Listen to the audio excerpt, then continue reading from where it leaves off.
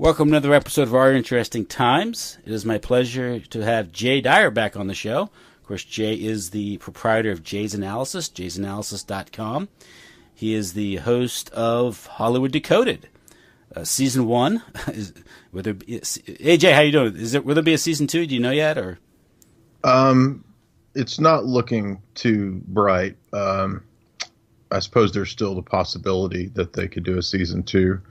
But there are other possibilities, other things that might be in the works that I probably can't say too much more about. Of course, you are the author of Esoteric Hollywood, Sex, Cults, and Symbols in Film, and you're working on a sequel, right, to that book? Correct. Yeah, it's pretty much all written now, except for the formatting, which is the really tedious part that takes forever. So it's going a little slower than I expected because of all the other things that are popping up and stuff to do, debates, and I've got another debate this week, and then conferences and lectures, and I'll be speaking in the UK at Alternative View, which is Ian Crane's conference that he puts on every year. I think this will be the 9th year, and it'll be myself and Patrick and Max Egan and Benny Wills from Joy Camp, which is a fairly popular conspiracy comedian type site, and trying to remember who Dr. Broadshaw who's a guy who focuses on transhuman. I can't remember everybody that's at the conference, so I'm not trying to be unfair to anyone, but quite a few. There's a whole host of speakers there. A girl from RT. A bunch of people Thomas Sheridan, who usually speaks there, and so that'll be in May. Which, if you're listening to this from the UK, I think there's still tickets available. So wait a minute, is it May, April? Yeah, May 4th, I think. So anyway, you can go to Ian Crane's website and still purchase tickets, and if anybody's interested in attending. Oh, okay, good. So that's assuming they'll let you into the country? Yeah, I was going to say I have to be careful, I guess, or Theresa May will send me a letter, as she has other people on the right. Lauren Southern, Michael Savage. They can let in all types of suspected terrorists. And if I join Salafist, if I join the Muslim Brotherhood, they'll let me in. Well, then you're a tool of British foreign policy. Then I'm useful, right? Yeah. So, okay, cool. Well, that's good. You got a lot on your plate. That's good. So you're very busy. So I'm exceptionally grateful that you're willing to come on the show again. Thank you. Sure. Tonight, first thing, you did a number of talks, and you've had some appearances on various shows. I wanted to talk about that. Maybe take a retrospective view of your years of research and kind of where you've come from in the last 20 years, looking into these things, and perhaps how it's changed your life and these things. So, but first, you had a very interesting debate with a gentleman from, was it Canada? Yeah, J.F. Garyapi is a French-Canadian, Quebecan neurobiologist. Okay. He has a PhD in neurobiology, I believe, and has a curiously similar trek to myself insofar as he left academia, or so he tells the story, that he felt like he was not going to be welcome in academia because of his views on race, and so thus he sort of placed himself in the alt-right and felt like he could find better outlets than modern academia through internet, YouTube, this kind of stuff. So they have achieved a pretty substantial level of success. That is the Worski Show. So he's the French-Canadian version of Jordan Peterson, kind of? Well, I would say he's way more. He's more extreme. I mean, he's more like Richard. If Richard Dawkins meets Richard Spencer, that's it. That's good. Yeah, that's the best way to put it. I was thinking more on the lines that Jordan Peterson has now said. Now the best way to be an academic is to get out of academia Correct. Start a website right. and just get out of the whole college environment scene. It's corrupting. Yes, and, yes. And so with both Jordan but I like that Richard Dawkins meets Richard Spencer. Yeah. But with both Jordan Peterson and JF, I can sympathize, because it really doesn't matter what you can be establishment orthodox on all the other views, but if you're wrong in one central area, you're not going to be welcome. Mm-hmm. And so, Jordan Peterson was not orthodox. He accepts evolution, mm-hmm. but he's not orthodox on the coming strictures of gender nonsense that are going to be legally enforced. So he's not welcome there. And that just shows you how academia is owned in both of their cases, by the way. Academia is we could speak of big academia, maybe even, because mm-hmm. big science, big pharma, it applies really in all these realms. And in JF's case, even though he accepts evolutionary biology and is a known neurobiologist with a PhD or whatever, he's not welcome because of unorthodox views of race. So really we see that academia is a giant ruse in terms of it being the realm of noble free thinkers and people only seeking objective truth. No, that's completely false. And these cases further back up my own experience. Yeah, it's not education; it's indoctrination. Absolutely. I just had Easter. I was over with some my brother's house, and some of the nieces and nephews are there. And the nieces and nephews are kind of college age, early 20s.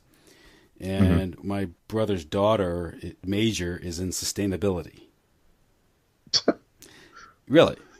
And she's embraced all this misanthropic Malthusian, and she thinks she's read a few books, so she's wise and knowledgeable now. And I was hearing the conversation. I didn't really get involved too much because I just, what am I going to say? And she's spouting about the environment and the evil of mm-hmm. plastics, which I said, well, as I was driving home, my wife was talking about it. I said, well, there's some validity to that because the whole petrochemical industry, but they're not taught that. But basically mm-hmm. the sustainability is just the Club of Rome, ideology being injected into the college environment, and she's not being educated. She's being indoctrinated. And she goes, well, there are too many people anyway. I'm thinking, really? I mean, they're still pulling that. That's like the wage gap myth, right? I mean, come on. You can do better than that. I'm thinking to myself, so I just said, well, that's too many people, but I guess you don't consider yourself one of those too many people, I suppose. Yeah, it's really, the more that I think about it, the more I'm becoming just completely convinced that the establishment ideology is really a religious cult, because mm-hmm. it's not, ironically, in the very way that the atheists and the anti-theists criticize theists, of being not willing to look at evidence and not being objective and rational and just being dogmatic and changing their views, moving the goalposts, or utilizing fallacies or whatever. This is actually the way that the establishment itself operates across the board. And the higher that you get up the totem pole, unless you're one of the big oligarchic families that I presume knows how the world really works and mm-hmm. knows that they're engaging in big level deception, you basically have to view it like a cult. You do not ask questions. You simply do what you're told. I mean, and this is really the essence of academia. Think about it for a second, that JF, who is, I think he believes in eugenics. He probably believes that there's too many people. And he's an evolutionary biologist and an atheist. You might think that is enough to make you orthodox in the eyes of the establishment, given JF's side of the story about mm-hmm. his academic career. I don't know exactly what went down, but so if we take his word for it. But no, he says, he wasn't really welcome there because of controversial views of race. So look at how extreme, you and I have talked about this before, how what's coming is more extreme than anything that the Inquisition engaged in. You can't even diverge or disagree on anything that's top down, then when they mandate that gender is no longer biological, sex is no longer biological, you're not going to be allowed unless you accept it. That's interesting because this is a case of revolutions devouring their own children, as the saying goes, right? Absolutely. Because there's a process. As a revolution advances, these people are sort of left behind, and now their orthodoxy is now what do you call it? Not what do you call it? Heresy. Well, their orthodoxy is now heresy because the revolution has moved on, and figures like Jordan Peterson or JF or even Camille Paglia one time were kind of radical, and now they come across as conservative. But they set the stage for this insanity with their, I guess, with their nominalist or materialist or sort of a classical liberal view of things. As I think, absolutely. I mean, that when we get to the criticism of Jordan Peterson, that's essentially what I think is the root of the issue. But when it comes to academia, I think that they don't realize that the academic establishment itself is a phase of the revolution. They think that,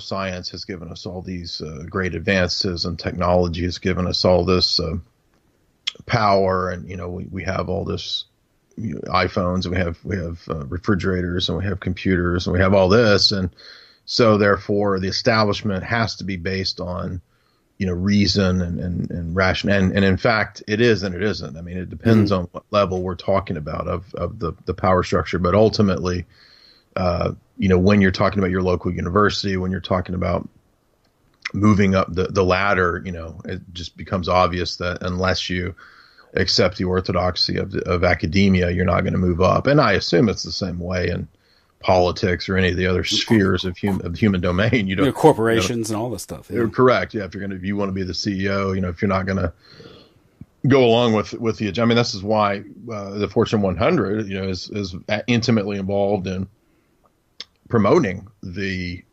globo homo capitalism ideology and the tranny ideology across the world, is because, again, we see that this really is a plan, and it really is international, and it really is something that you have to accept without question, like a cult. Yeah. And a similar experience that maybe that Jordan Peterson is having, or JF is having, or Camille Paglia is having, as the world gets more insane, the world that they helped usher in, is how the normal person, how the normal common sense, pedestrian, moral values of, say, 25, 30 years ago is now considered bigotry. And you wake up one morning and all of a sudden you're on the out. You're a deviant, and this is that transvaluation that occurs. That's been occurring. Everything is turned upside down, and this is how has this occurred? Well, it's very gradual, but but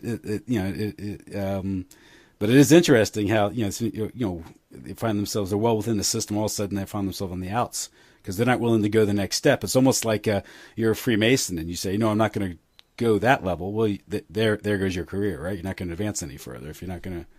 You won't get any higher circle or higher degree if you don't do the right thing. Do the next level of deviance or whatever it is they ask you to do or something.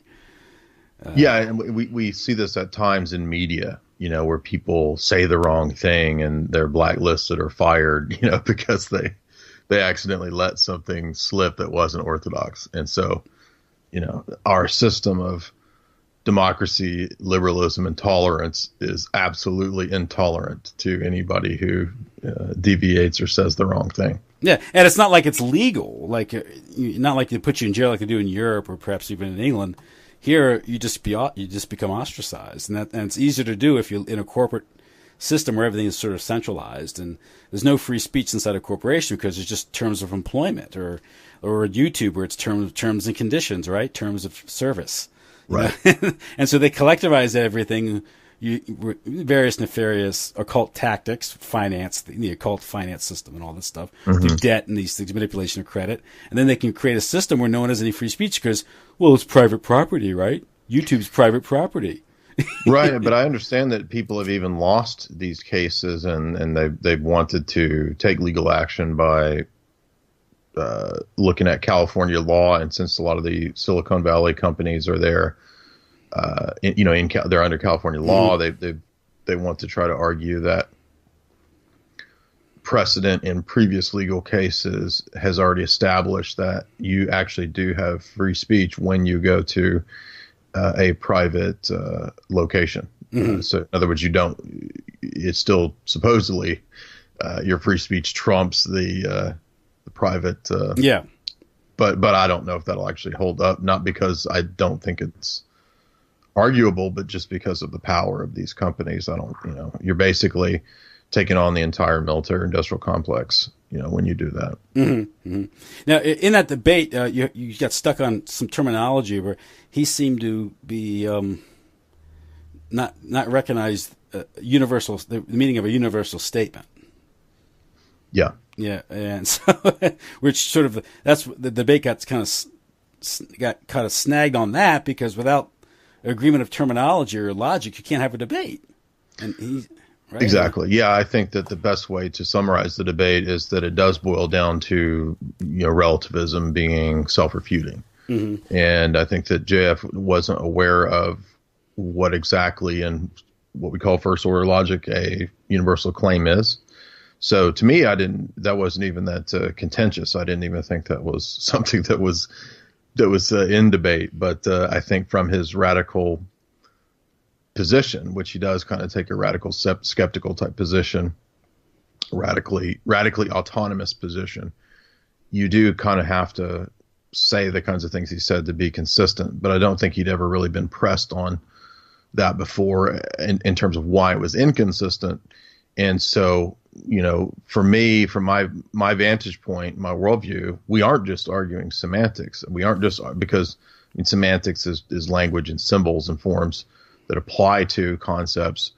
So from my vantage point, we are actually arguing metaphysical principles. I mean, if you don't think that there's such a thing as a law of logic or numerical principles or abstract concepts that kind of traverse space and time, then, we have some serious more fundamental problems between our worldviews that we have to flesh out. So I'm actually glad that the debate got stuck on that point, because I think it really illustrated the contrast between our two positions and the utter irrationality of his position, which is why I think at the end of the debate I was able to hopefully illustrate that from JF's perspective. It's interesting because on the one hand he wants to have radical autonomy, radical irrationality, almost an extreme form of irrationality and autonomy with all possible worlds and all this kind of stuff and whatever. I didn't fully understand his arguments about a possible machine and another possible world or something.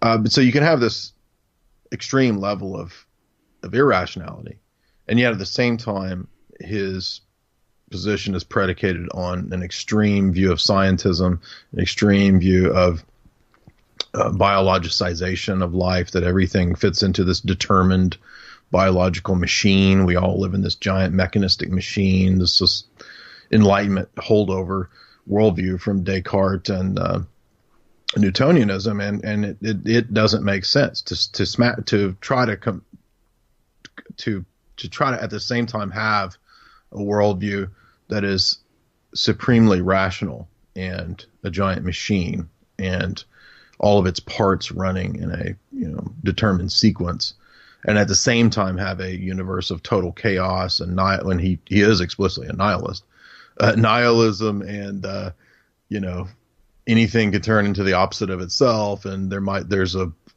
multiverse where JF is eating green cantaloupes at the same time as all of the quantum foam baloney. These two extremes are really held at the same time by most unbelievers. Actually, if you have enough debates and conversations with people, especially in the atheistic position, you will notice that dialectical tension within their worldview of these two extremes that come to the fore. And really, in my perspective, having done about 20 years of debates now, that's your job. Your job as an apologist is to bring that to the fore, to show the inconsistency in these two extremes within one mind. And you've really done your job, because that shows that even though the Christian position might not have an answer to every single question, it at least provides the possibility for how we can have rationality, how we can have human dignity, how we can have rights, how we can have logic, how we can have mathematics, how the world operates in a regular sense, et cetera, et cetera. So that's my overall analysis. I think that hopefully I by God's grace effectively showed the contradiction in that position. Yeah, he said in another universe 2 + 2 could equal 5. Exactly. And it's like I can imagine his instead of in if he were the character in 1984, and O'Brien there is saying 2 + 2 = 5, and he goes, "Sure, yeah, okay, that's fine with me." O'Brien goes, "What are you talking about?" Yeah, on Zeta Reticuli, it actually does do that. Yeah. They just let him go. Get out of here. Yeah. So, no, you have to believe it. I do. And one, it could be in some other universe it equals 5. And so, yeah. But what, I mean, yeah, so this world of total relativism, no meaning, no teleological purpose, or no teleology, no purpose to the universe. Now, right. This is the British cosmology that we get with, British, pragmatism and, Bentham, utilitarianism. Now, why would the oligarchs kind of want to promote this worldview? Well, as I've said for a long time, my perspective is that that worldview is promoted precisely because it's one of the easiest ways to manipulate your target population. So if you can, it's kind of an older form of degrading the people that you want to manipulate, and you desensitize them and convince them that they're basically just beasts. And if you can convince people that they're just another, maybe a little more complex version of an ape or a beast, they will act like it. And when they act like animals, beasts, you control them. You have Animal Farm. Mm-hmm. So, in my view, it's really that simple from the kind of oligarch control perspective. Certainly, there are other reasons for why people might adopt that worldview. I think that at the top of this oligarchic worldview, you do have people who are essentially Luciferian, who believe that it is I don't think they actually believe the materialism. I think that's kind of already discarded at the higher levels. And I would argue that you can even see maybe higher level Royal Society Illuminist type thinkers still who have discarded that, who have moved on to proposing kind of weird consciousness type views, and maybe things from somebody like Dawkins, although I'm not saying necessarily Dawkins is at the top of the pyramid, but he's interesting because now we see Dawkins, oddly enough, saying, let's consider the possibility of aliens, let's consider the possibility of panspermia, let's consider that cannibalism. I don't know if you saw this, but right after the debate with JF, or right before it, Dawkins says, let's get rid of our taboo about cannibalism. So I think at times, yeah, these oligarchic frontmen and what's the practical value of that? Yeah, what's the value of getting rid of the taboo of cannibalism? These mouthpieces will, they can't help but kind of brag about what they probably are really into, and so materialism and evolutionary theory, it really all fits together into this kind of amorphous process theology of something like Hegel or Teilhard de Chardin, where we're evolving to to where our elites think that they can essentially achieve apotheosis. And we got into this with the talk that we did on Kessler and all that stuff. So certainly I think materialism and atomism has multiple uses. For them, it gives them a kind of alternate version of a gospel that they believe that they'll achieve, a Ray Kurzweil type immortality. And I think for the masses, they kind of keep them locked in the older 200-300-year-old materialism that even at the highest levels of people at Cambridge and Oxford and the Royal Society, they don't even believe that anymore. They've moved beyond that. Even the secular type people have moved beyond that. They don't believe materialism anymore. But the masses are still given this kind of what does Dr. Freud call it? Mass consumption type physics, I think, which is a good way to put it. So that's what I think. Yeah, and that gets back to the whole mission of the original mission of the Royal Society, which is occulted science and these things and controlling information, and that gets into finance, and you have inside information on things and intelligence and these things, so you can always run circles around the masses and at the same time acquire the resources so you can engage in mass perception management, like propaganda or just big media, right? And it's birthed out of guys like Robert Flood and I think it's Charles II, who were very into the Kabbalah, and they had been looking into Neoplatonism and like the Lurianic Kabbalah and like rabbinical schools out of Prague and this kind of stuff. So that's when we say Royal Society, that's what we're talking about. We're talking about these kind of hermetic, esoteric principles. And I can't remember if it was Hoffman or E. Michael Jones, but somebody was making the point that scientism, actually, I think it was Hoffman, scientism is directly connected to Hermeticism. That's where it arises from. And so it's not accidental that the leading figures of this period, Tycho Brahe, Leibniz, Newton, even Galileo, there's evidence that he was actually into Hermeticism. They were not just nobly objective rationalists, the way Bertrand Russell presents them in his Hall of Fame of scientists in his early chapters of his books. He fails to mention that Newton had one of the largest alchemist libraries, I think.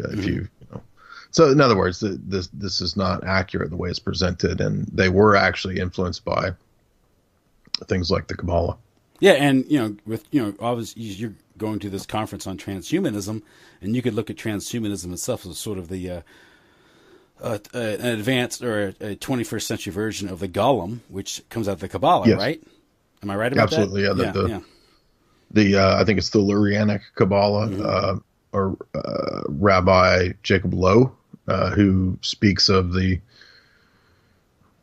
dead matter being transmuted into a living or controlled quasi-living being, which is interesting because doesn't that sound a lot like evolution? Yeah. Dead matter comes to life through the wizard or the sorcerer applying his Frankenstein style electricity to the dead matter. Yeah, because it makes frog legs twitch when you and that's Mary Shelley's Frankenstein actually is based on the same idea of the kind of Lurianic Kabbalah and the Golem. So yeah, I mean, there you go right there. You're absolutely right that this is the origin. I think I have an old article that I wrote about Leibniz and the Golem or something like that. And certainly Leibniz, I'll give him credit. He's a little better than Newton. Leibniz would at least admit the existence of the Christian God, and he did at least admit that there were abstract concepts and logical laws and these kinds of things. So he's much better than Newton, but Newton was, self-consciously anti-Trinitarian, very, very adamant about his Hermeticism and alchemy, and really, to me, he just seems to be just a weirdo. I mean, he's just a very creepy person, if you know about his personal life. But I think these kinds of characters were propped up, on purpose. Yeah, and we really have had the same idea of the pop figure, the pop. Newton was kind of, I guess you could say, the Dawkins of his day. I mean, I'm not saying Newton didn't make discoveries, but anyway. Some people said the same thing about Einstein too, yeah.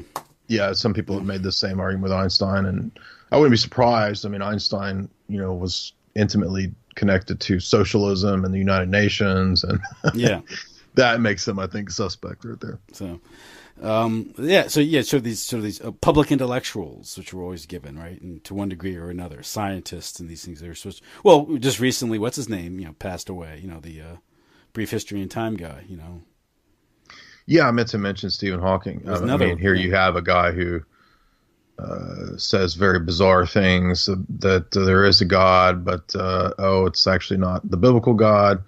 And I think he adhered to panspermia, so he thinks there's like alien creators and all this kind of nonsense.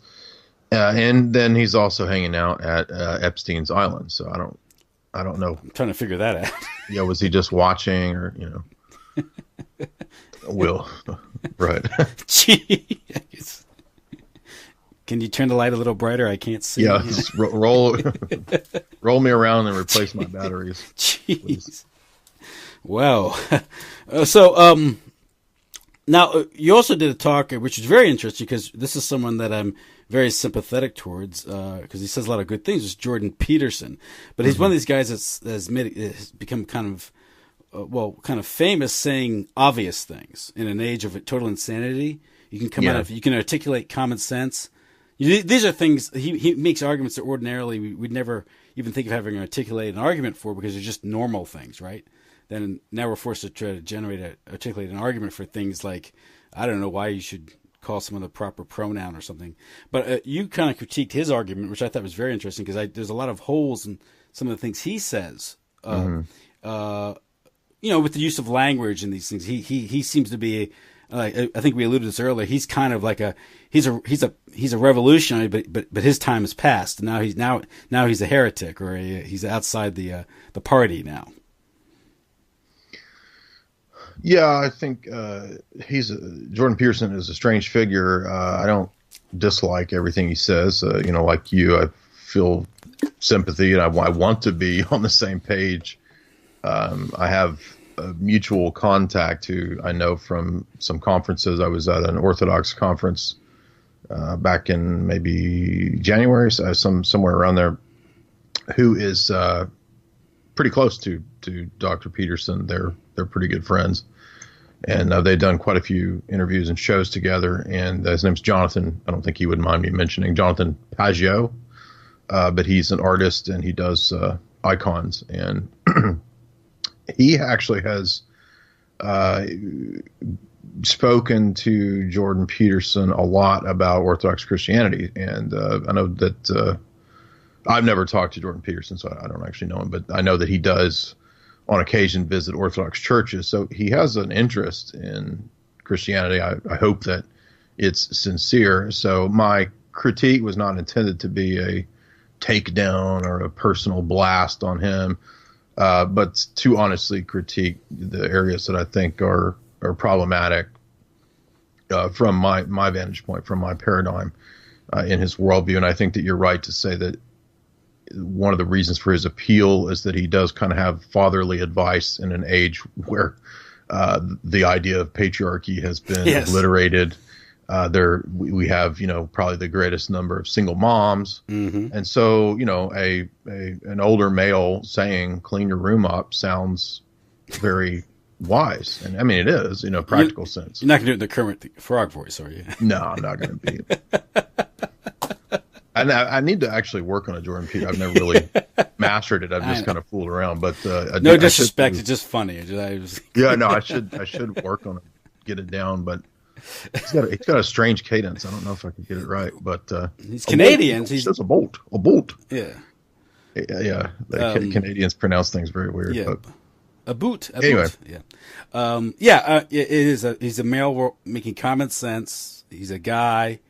And a lot of people didn't have that growing up in our modern era. The family was destroyed, and so a lot of young people find him very appealing. It's a breath of fresh air. I think that and maybe he's just on a stage of his intellectual and spiritual journey. Mm-hmm. That's at least my hope. I don't want to think bad of him, and certainly I've changed my mind and had different positions in my life. So. I hope the best for him. I hope that he does embrace orthodoxy. He seems to be very interested in it. But I think that he's going to eventually, if he does continue on that road, I think he's going to see that you can't really mix Carl Jung and Darwin and Freud and the Bible. So I really think that first and foremost, his position of this juxtaposition between, quote, myth and history is false. Granted, we can debate which specific texts or aspects of the Bible might be symbol or might be allegory, but to kind of take the standard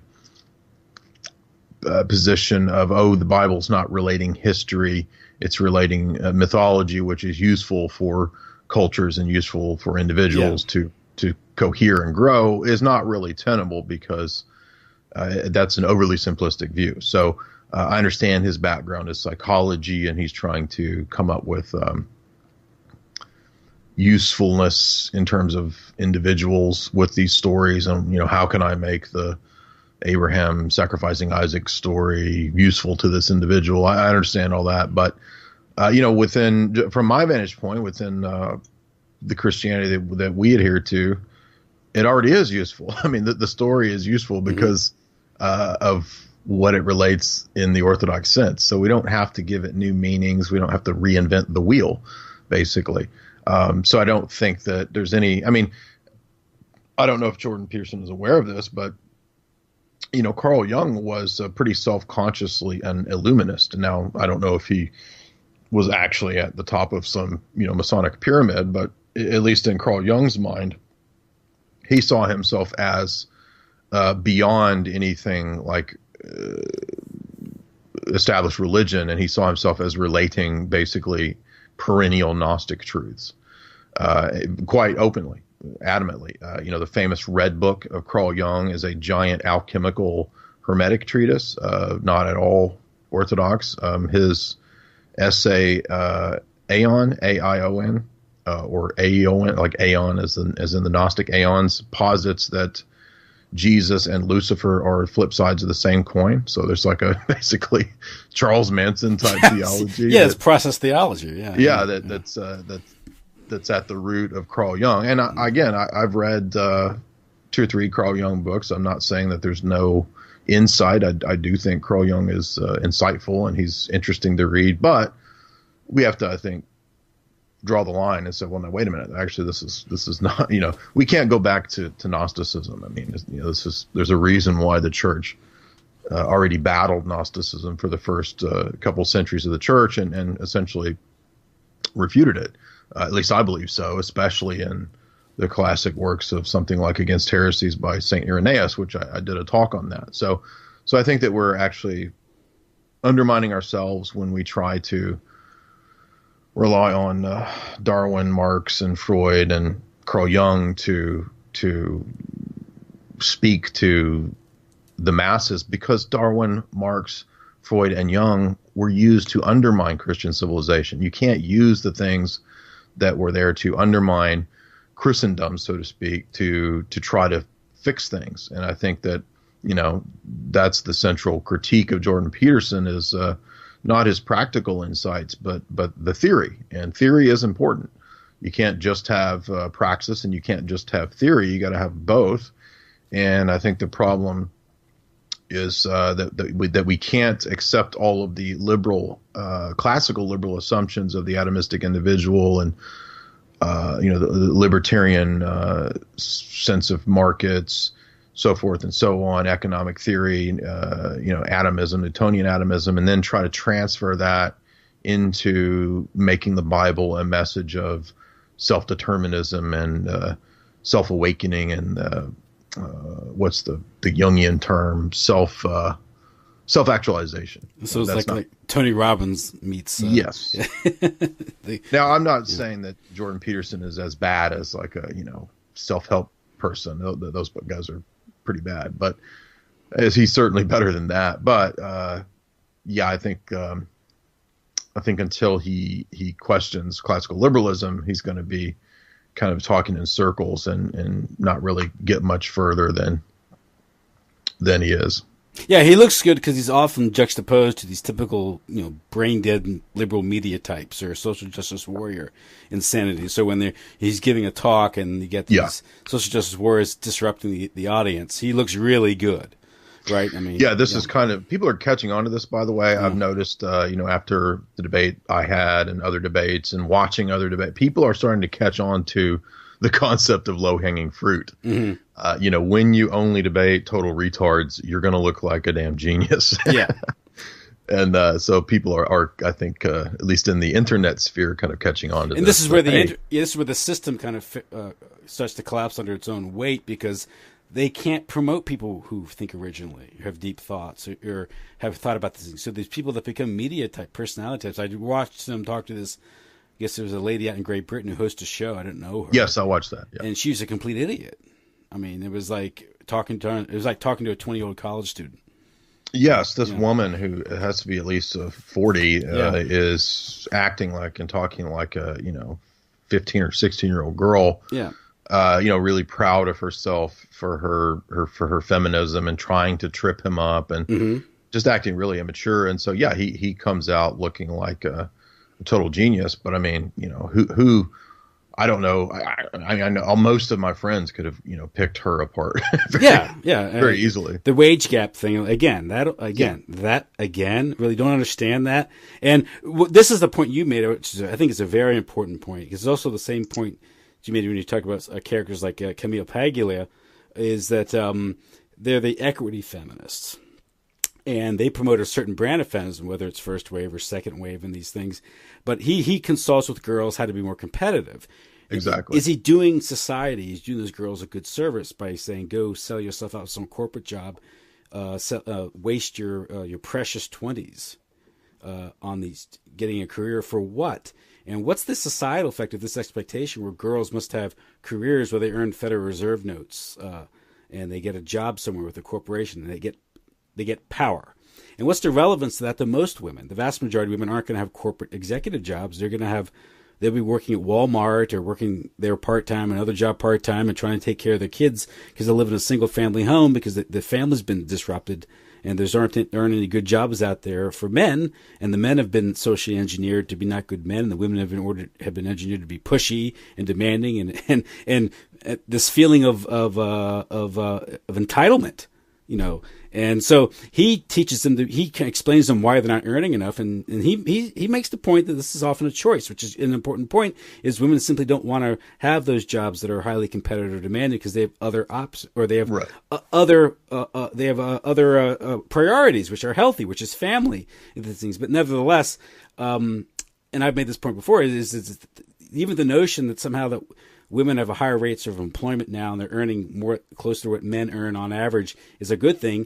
I say that's a negative index because it's had a deplorable effect on society. But it's just that's precisely where the oligarchs want us to be. They want us to internalize their commands, and he's helping that process along in many respects. Yes, yeah. I mean, it's kind of a weird mix of where on the one hand he's becoming like this YouTube sensation where he's been on every show and he's like taking over YouTube. And at the same time, and I think there's a lot of good that's being done. He is people who were not so happy with my critique were saying things like, well, he's actually reaching a lot of people who would never have considered reading the Bible, and he's opening their mind to the possibility. And I understand all that, but I still I think that there are better ways to go about doing that. I mean, we don't convert our message into an allegory from Carl Jung to try to reach people. I mean, this is basically what Origen did. Origen was the classical Gnostic Platonic church father who really, really, really messed up and watered down the message of Christ to appeal to the academics and the Platonists, and eventually he was rejected by the church, and so it just doesn't work. I mean, you could be well intentioned, but that kind of thing it just doesn't work. So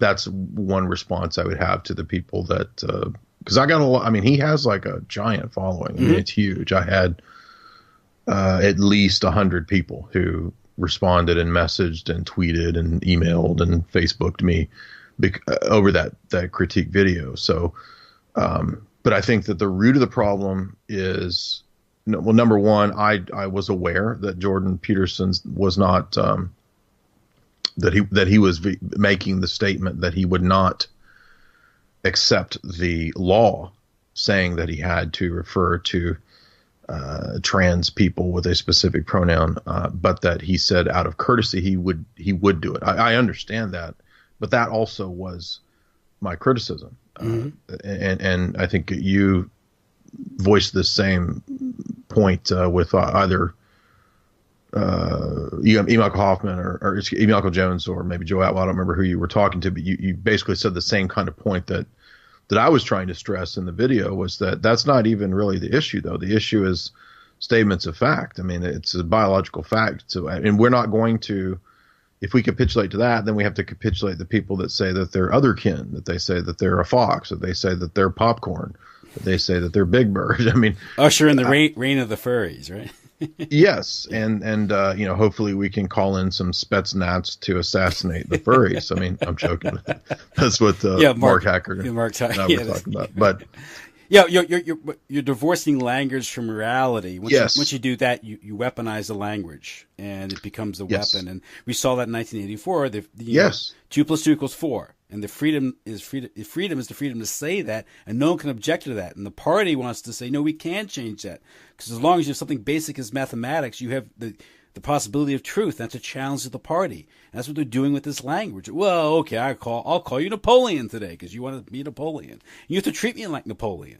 You know, I mean, this is what they do to the people in the mental institute who say, I'm Napoleon, and they're, okay, you're Napoleon, come take your medicine. And it's interesting because when Orwell wrote that, I feel sure that he was consciously referring to Bertrand Russell, because Russell has those exact statements in his writings that we will teach the children that black is white and that snow is black. We will teach you that 2 + 2 = 5, and they'll believe it.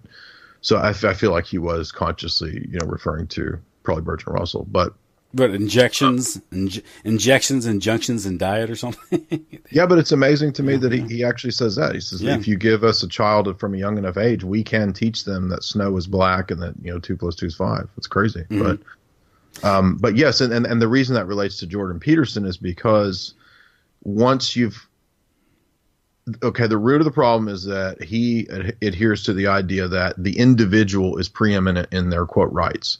Okay, number one, that's not true. Number two, individual rights do not trump reality and objective facts. And so once you make the individual's quote rights the preeminent highest goal of society and morals or whatever, you have to be consistent, concede to them that they have the right to say that they're a woman.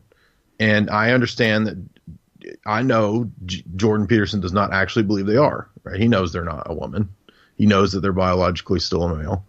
But my point, and I think I haven't watched the whole interview, but I think actually Ben Shapiro made this argument to Jordan Peterson. I think they had a mild debate or conversation on some show, and I think he made the same type of point. Or at least people were telling me that you're just echoing Ben Shapiro's argument. I didn't know Ben Shapiro made this, but I mean, Ben Shapiro I don't think is going to critique classical liberalism. No. I'm making a much more specific, refined point, which is that the root of the problem is the assumption that the individual has the totality of rights. And number one, what is the right anyway? Where do you derive this stuff? And I mean, this is the kind of thing that you're never going to get from a classical liberal. They're never going to be able to tell you this, because most of the time it's pop figures. It's, this is why you can be Milo, and be accepted. You can be on mainstream media, because Milo is a classical liberal, but you're not going to be tolerated or accepted if you ever dare to question the classical liberal assumptions. Yeah, which is of course the British ideology. Absolutely, the reigning ideology, and that's and of course the individual's trap is that you tell everyone that the individual is free, is the primary, is all powerful and all this stuff. Well, they may tell you that, but in reality, guess what?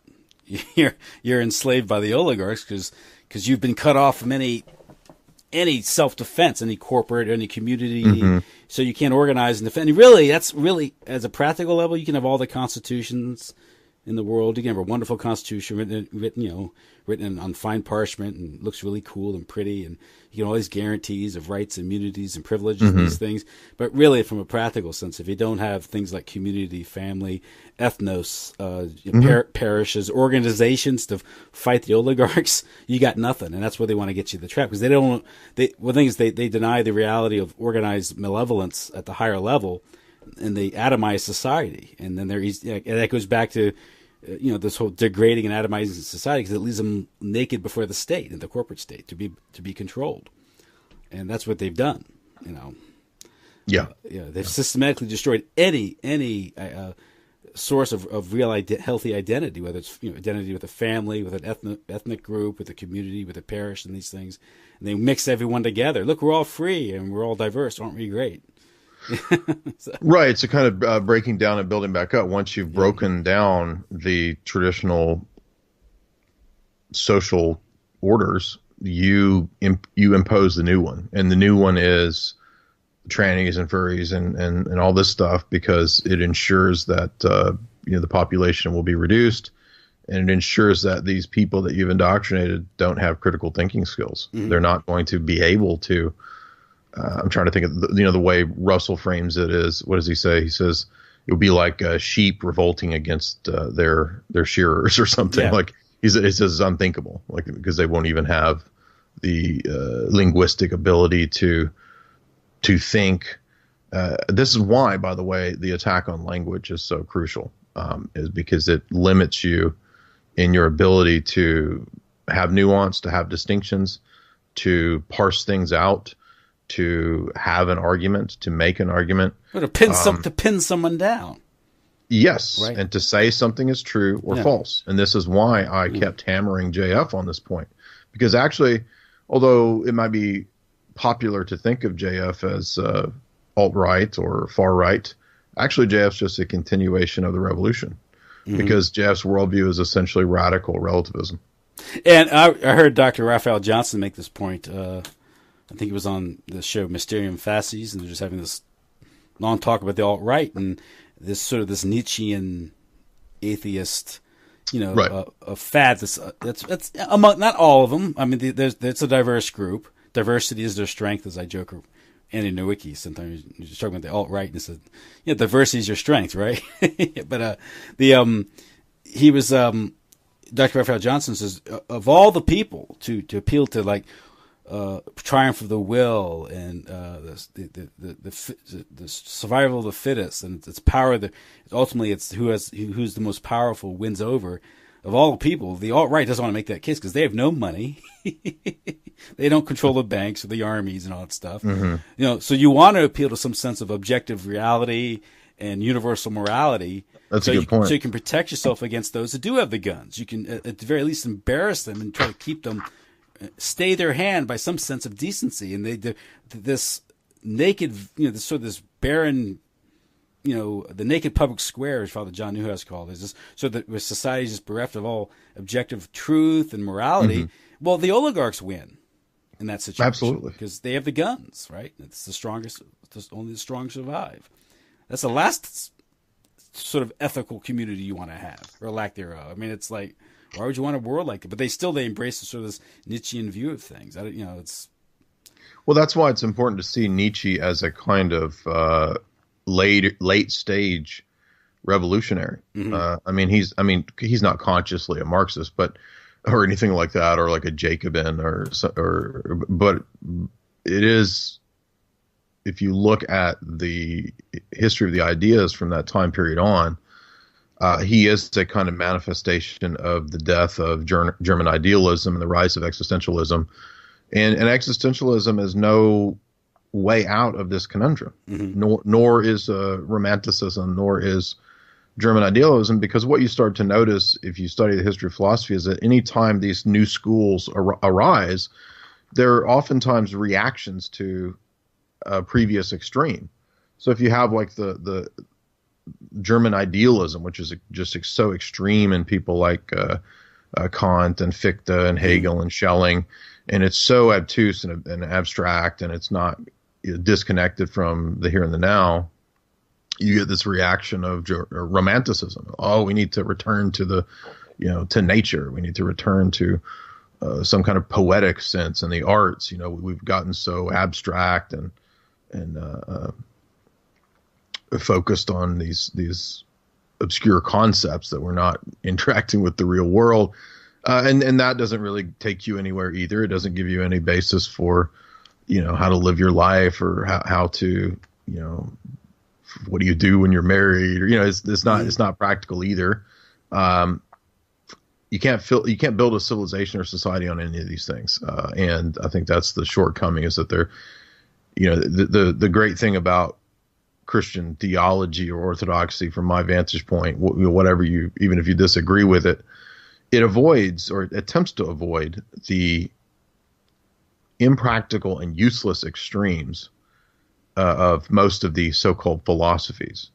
In other words, we have things that are applicable to intellect. We have things that are very complex. We also have things that are here and the now, that apply to day-to-day living. We believe in Christ incarnate. This is why we have icons. Mm-hmm. We believe in the Ten Commandments. So it's practical and it's theory at once. And in the history of Western philosophy, it's so caught up in the dialectics that each new school that arises really is just a reaction to the previous school, and it swings the pendulum to some other far extreme. So, we would say there's a place for science, but we don't make science God, mm-hmm. right? So we also don't adopt some kind of irrational, absurd position, and actually what's funny about Nietzscheanism is that it really just ends in kind of a kind of mysticism. It really does end in a kind of Zoroastrian kind of mystery religion position, which is why Nietzsche wrote about eternal return and kind of return to ancient pagan concepts of cyclical reality, and getting away from the Abrahamic concept of reality having a beginning, middle, and an end. And I mean, there's consequences for these kinds of things. That's what's so amazing to me, is that people don't see that. Look, I mean, I had grad classes on Nietzsche. I understand what Nietzsche says. You can't just adopt these schools without realizing there are consequences to them. And yes, in an age of degenerate, weak liberalism, you can understand the appeal of the idea of the Übermensch and the strength and power and will in the face of cowardice, degeneracy, weakness. But the problem is that there's not really any reason for this. It's just in other words, even if you just confine everything to power of will, struggle of will, it really leaves you in no better position than the total nihilism of liberalism. So it's almost like the Ouroboros actually does eat its tail, either one of these positions. And that's ironic, because the symbol of Nietzsche's eternal return, of course, is the Ouroboros eating its tail. But yeah, it's moral nihilism with Nietzsche just as much as it's moral nihilism with Locke or Rousseau, I would say. Yeah. Now, you also, moving on, you also did a talk on Rockefeller and cultural Marxism. I think this is the same talk where you talked about the Aquarian conspiracy and changing images of man. Am I right about that? Yeah, the Marilyn Ferguson book. Yeah, and this might be a good way to get into sort of your whole research, your career researching these things, because, well, if you look at the Rockefeller family, and you've mentioned the biography written by Collier and Horowitz, which actually, on your recommendation, I just purchased. I haven't had a chance to read it yet. But well, this also gets you did a review of that movie Red Sparrow, where and this gets in this whole. For the longest time, we've been told that the forces of demoralization, subversion are coming from Russia in the East. But however, cultural Marxism, well, as you point out, is really Bolshevism itself was an import from the West. From the occult West, but nevertheless, during the Cold War and beyond, we thought this defector Yuri Bezmenov said that the winding down of the Cold War and the collapse of the Soviet Union was fake. They're going to infiltrate us, and they already have through gradual demoralization, hitting on some real points. He in his talk he addresses real phenomena that we're seeing going on. So it's on one level it seems very very very possible that this is going on. But in your talk about Rockefeller cultural Marxism, your review of Red Sparrow, and you're saying this is happening it's not the Russians that are doing this. It's Wall Street, it's Hollywood, it's the Ford Foundation, it's the Rockefeller Foundation, it's the universities. Yeah. The enemy is within, right? Yeah, and if we want to connect it to Marxism and to the party, then we're talking about Frankfurt School figures who were brought over by the OSS. Mm-hmm. So there's your Marxist connection, and it was the Macy Group, the request of Bertrand Russell, Rockefeller Foundation, OSS, and then CIA, who were all about these guys. And this is why the CIA backed modernist abstract art. Mm-hmm. And that's, of course, it's because of these Frankfurt School characters. Yeah, and that's in what the cultural Cold War is. You want to read about that? Yeah, I'm glad that you mentioned that, because at your recommendation, I got that book, because that goes into detail how it's done. You know, how newspapers are used. Congress of Cultural Freedom. And there is I'm reading E. Michael Jones's book, John Cardinal Krall and the Cultural Revolution. Mm-hmm. And he's talking about the foundations and their role in the sexual revolution. But he gives a excellent summation on just how the foundations are used as a weapon of subversion. How it works. Foundations work with the government and the media to legitimize something that would be considered so wacko a few years before. And he touched on Renee Wormser and the Carol Reese Committee, their investigation with what the foundations were doing. And it's kind of funny because even then, they identified it as sort of a communist conspiracy, and they weren't quite exactly sure what. There was something there they didn't quite identify. It's almost like McCarthyism, where it got misidentified for a reason. And this is John Bird's type stuff. Yeah, where it wasn't at one level it was communist, because there were communists in the State Department. Right. But it turns out the whole communist thing was set up by the West, the whole Cold War, the Soviet Union, the Russian Revolution. But he's talking about the Reese Committee hearing. And Renee Wormser was a book that I think Foundations in Their Power. He wrote a book in 1957 about this. Wow. So I'll read the article. I'll read the paragraph. You bear with me, but this is a wonderful summation how the foundations are engines of subversion. These are domestic, and this is the Ford Foundation, the Carnegie Foundation, the Rockefeller Foundation, all very American, all very Western. But he goes, Renee Wormser, Reese's legal assistant, throughout the hearings, documented in a book published in 1957, not only the dangers posed by foundations to the institutions of the Republic, but also the influence those foundations and their political allies were bringing to bear on the nation's cultural institutions. The great foundations, Ford, Rockefeller, Carnegie, were for the most part founded as a result of the New Deal as an attempt to prevent the flow of family money into the coffers of the federal government under the tax policies instituted by Roosevelt. Created from wealth of this country's major capitalists, the foundations soon applied the techniques of cartel and the trust to the flow of information and reconfiguration of culture. The foundations would put up money, which would serve as venture capital in the politics of change. Foundations like those run by the Rockefeller brothers would fund projects like the Kinsey sex surveys, which would have been otherwise impossible to support given the constraints of democratically elected government or the simple satisfying of market forces. The foundations would fund research the foundations would fund research they found congenial, and this almost invariably involved instigating social change away from a position of congruity with the moral law. They involved more often than not, as the Kinsey studies did, the substitution of scientific data for moral principles, and then when the project had received a modicum of public acceptance, foundations would turn the funding of the projects over to the government. This was by and large the mechanisms of cultural revolution in this country. The foundation would fund the undermining of some law, generally having to do with sex, the family, morals, or religion. The courts would remove any legal roadblocks. The press would proselytize for whatever the social change entailed, giving widespread dissemination of the scientific surveys, which the foundations funded, and eventually the government would set up programs based on what the foundations proposed, funded by government money. The government's involvement in contraception is one instance for this general rule that we will examine in greater detail later. I thought there was a great explanation of the mechanism, how this is done. It's not a diverse, heterodox situation where you have great minds thinking alike. It's a closed circle, and by golly, it's a conspiracy of cultural subversion and revolution. You know. Yes, and I think when you look at the Collier and Horowitz book, you will see that there's really no escape, because this is authorized biography. That there's really no escaping the.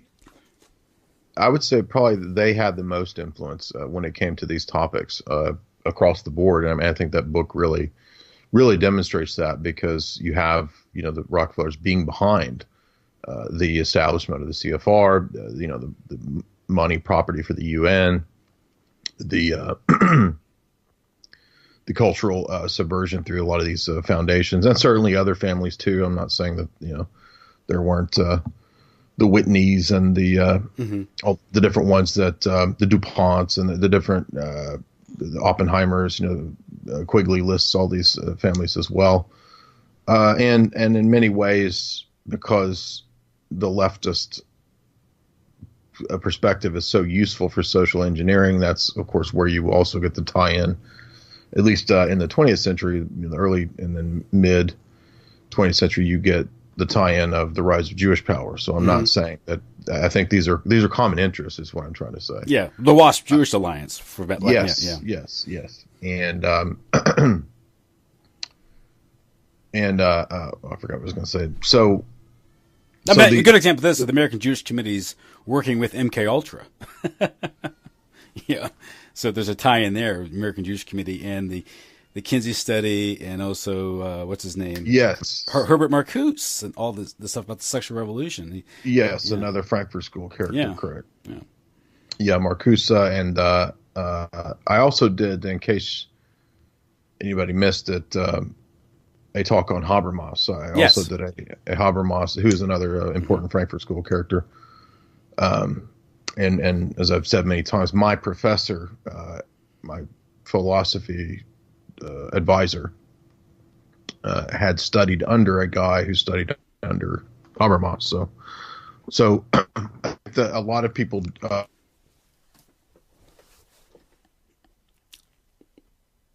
So you're breaking up?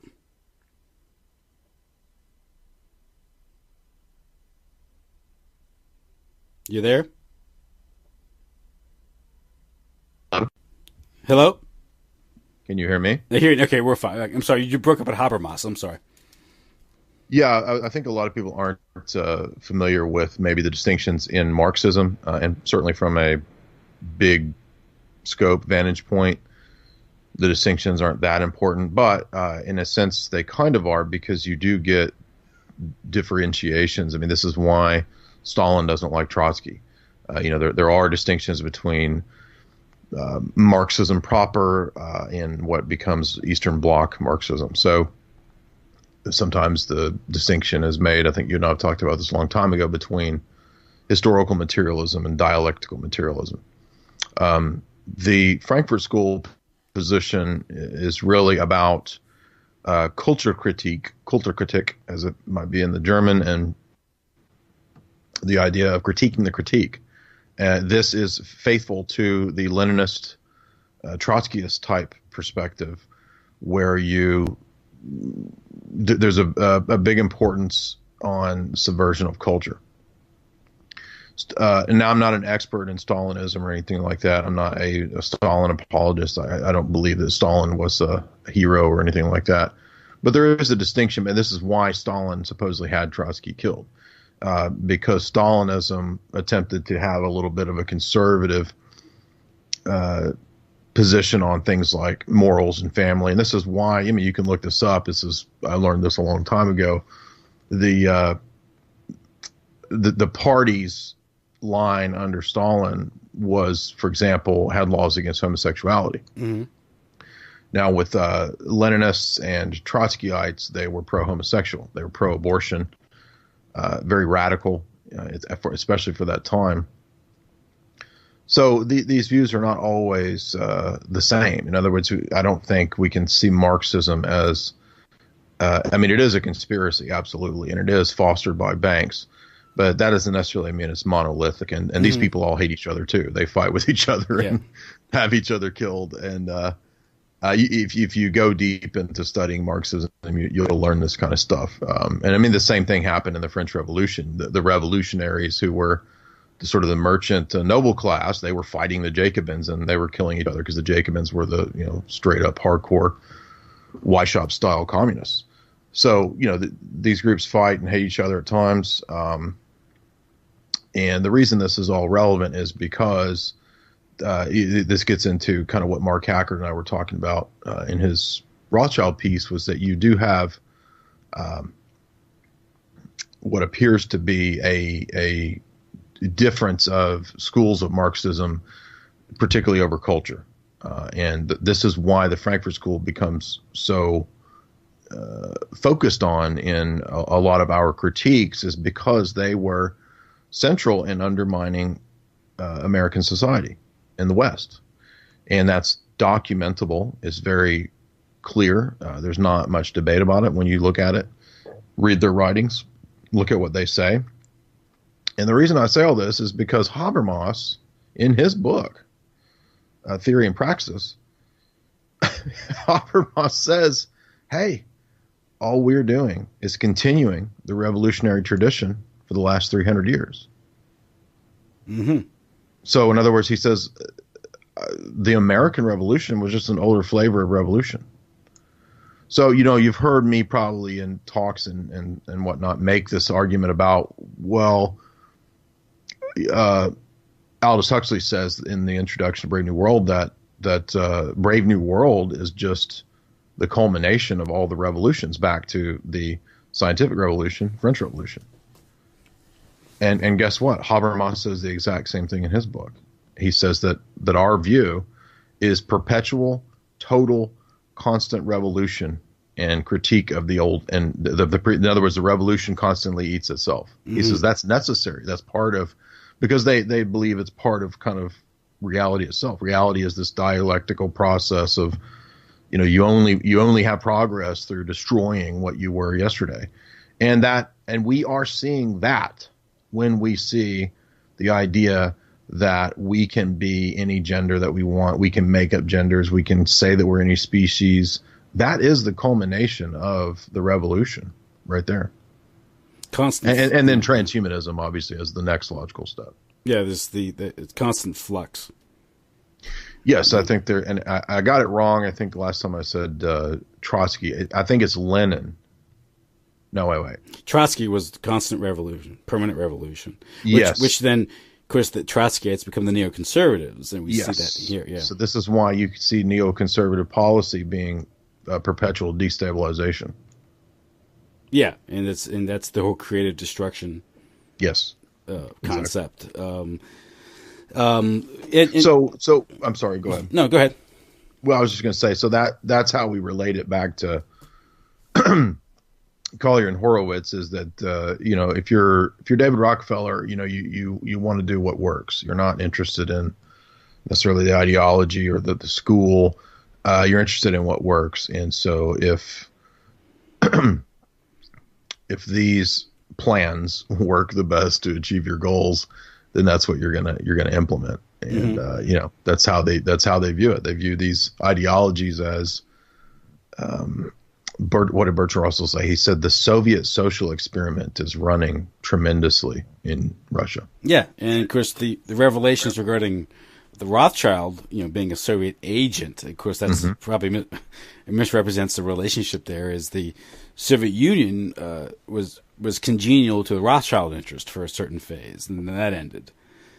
Correct, and I think Mark explained that well, and that I think solves part of the puzzle piece with Stalinism, is that it relates to the creation of the nation state of Israel, and once the Israelis swung more towards, I guess, under Ben Gurion or later towards Atlanticist side of things, that's when Stalin started to be a quote problem, because he was fine prior to that, right? He was like the good guy, Uncle Joe, right?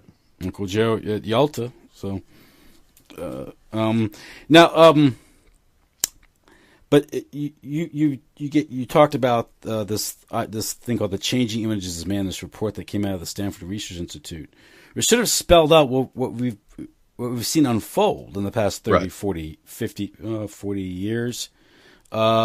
And so, and this comes out, when we talk about conspiracy or culture creation, and the people who are skeptical of to what extent is culture created, manipulated, is this just sort of society unfolding, or is it some sort of like, some sort of entropy going on there, things fall apart? But right. there is evidence that this stuff has been, culture and society is being pushed in certain directions, being manipulated. One thing is because the mechanisms are there with mass media, mass education, these things. So obviously the public is easily manipulated by what's at the disposal of the oligarchs. Technologically speaking, mass communication has always been used for mass manipulation. That's why it was developed and studied. But in the Changing Images of Man, you have an institute, the Stanford Research Institute, which is, these are the guys that consult with government, with entertainment, like with Disney, these things. So they're big into right. this. So what's revealed with the Changing Images of Man, and then subsequently with this Aquarian conspiracy, which I think is related to it, by Marilyn Ferguson. Yes, this was a book written, if I recall, late 70s, early 80s, so not too long after Changing Images of Man had been published as well in the 70s. And Marilyn Ferguson was a proponent. This is not a conspiracy book. This is a book that calls it a conspiracy and is promoting it. That's right. She was an advisor to Ted Turner and Al Gore. Yeah, much like so there you go. Yeah, much like H.G. Wells saying it's the open conspiracy, and he's like, "I'm all for it. Join us, join us in this conspiracy."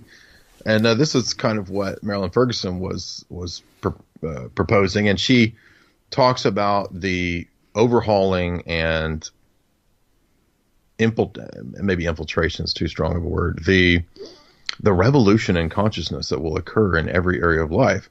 And so all institutions will be changed. Now, again, Marilyn Ferguson is not a commie. Okay, she's not at the behest of Moscow or something like that. She is a Western.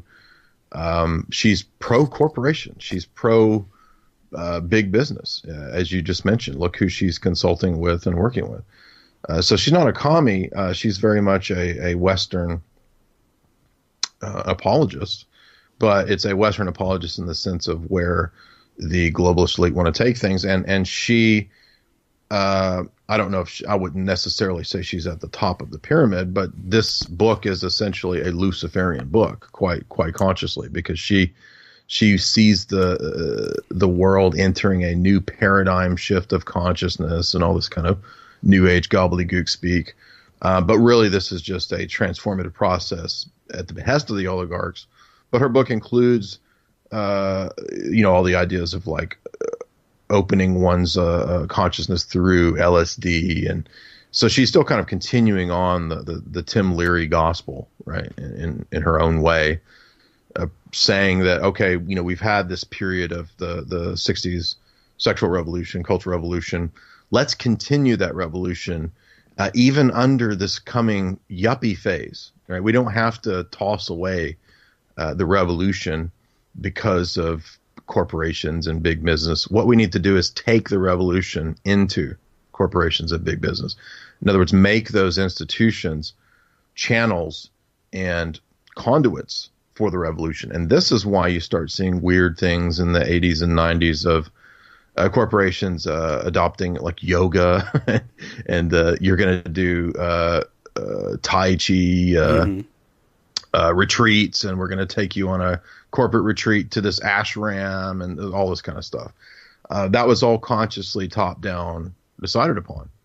That people have talked about. We've talked about this, maybe you and I, but this is what happens in Mad Men. By the end of Mad Men, Draper leaves the corporate world to go to Esalen Institute. Mm-hmm. Yeah, I think in there they suggest that he's the man behind the Coca-Cola ad in the early 70s.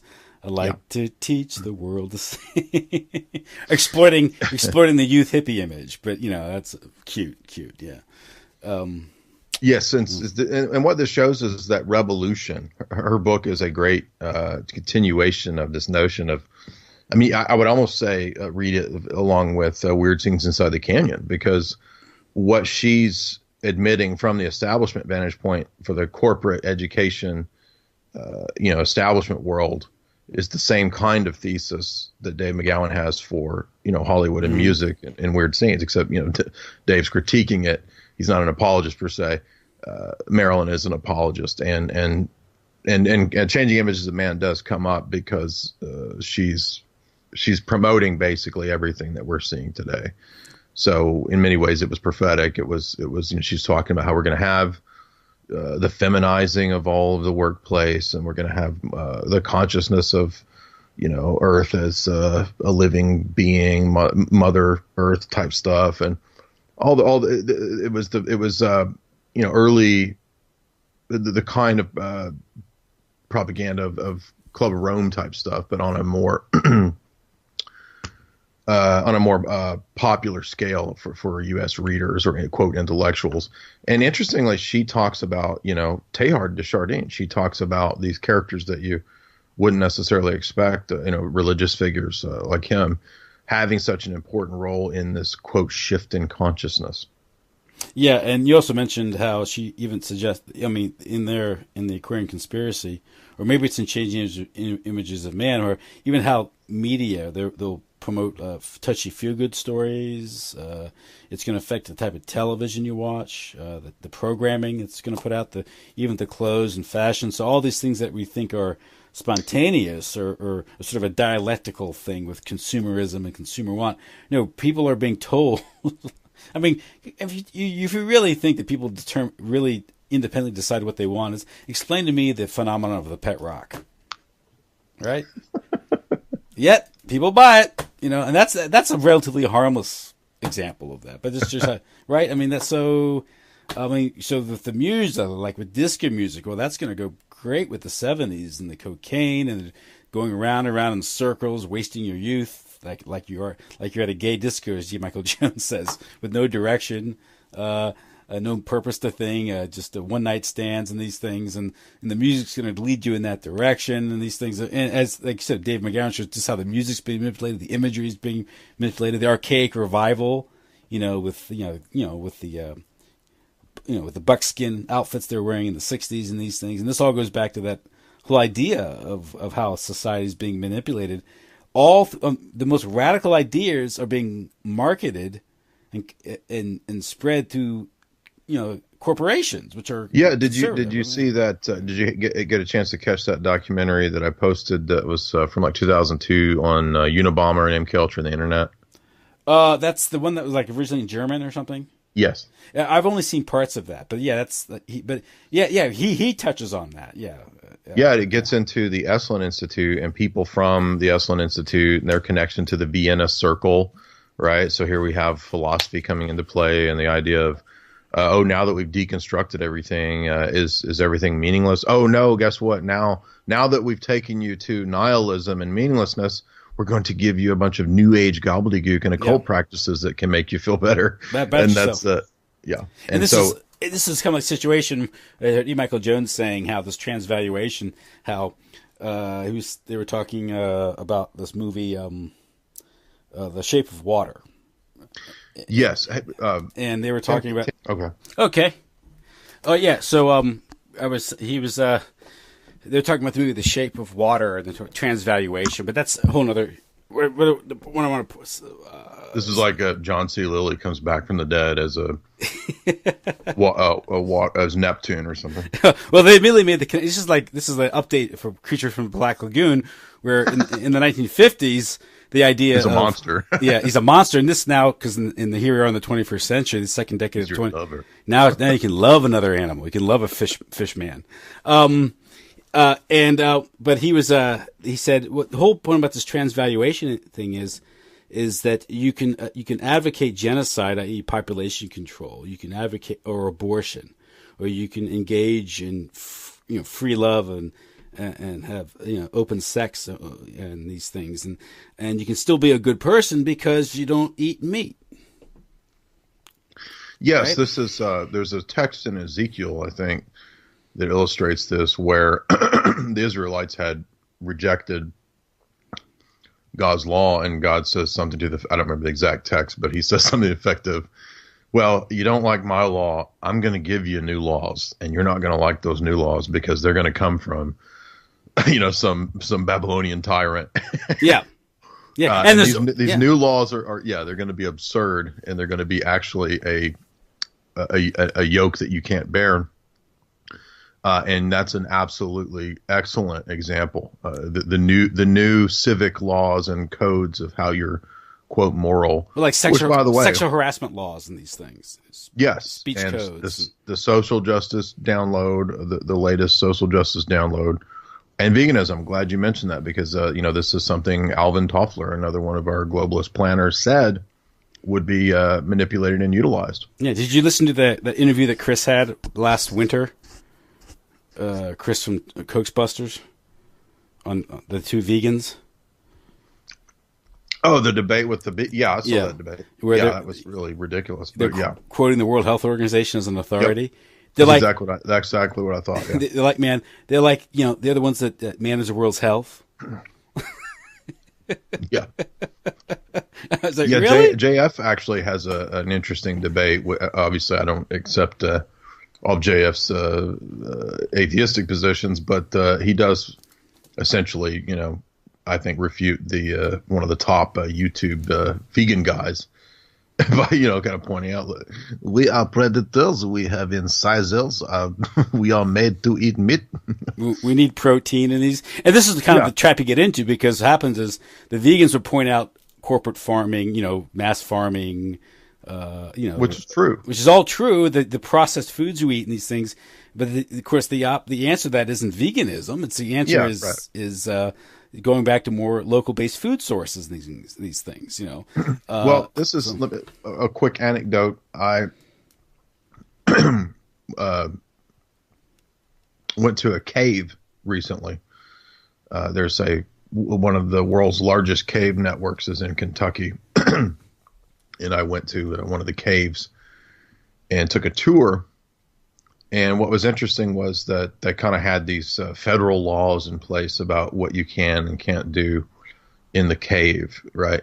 And what was weird was that the cave tour guide person, she constantly spoke of the cave as alive. And she says this, she's like, the cave grows, and the stalactites and the stalagmites, they grow, an inch every, 50 years or whatever. So it's actually a federal offense to break them off because it kills the cave. She kept speaking this way, and I'm like, the cave is not alive. Yeah. And I've been thinking about this more, and I saw some videos of it's like some nature videos and how how common it is now for people to speak of and treat animals as if they were persons. I mean, you see this with girls who are 25, 30, single or married. They don't have kids, but they have pets, and they treat their pets like people. This has always been a pet peeve of mine. If I've been on a date, and this has happened multiple times in my 20s, I'd go on a date and I meet the girl, pick her up, and she's got a pet dog, and she treats the dog like a person. That's pet peeve number one. And then she lets the dog lick all over her face. It's disgusting. And I'm just like, I don't want to kiss you. But the main point is that, where's that dog's tongue? Yeah, I know. Yeah, in his butt. So, I don't want to kiss you on this date. Please go wash your face off or something. But it is. But they have this trend now of this has been going on for a few decades, and you see the weird thing of like they take their pets to pet hotels that are actual hotels, and and I think this is just a manifestation of a society that has completely gone insane, where we treat people like animals and we treat animals like people. Yeah, more inversion. Yeah. You get more inversion. And caves are not alive. They're not. No.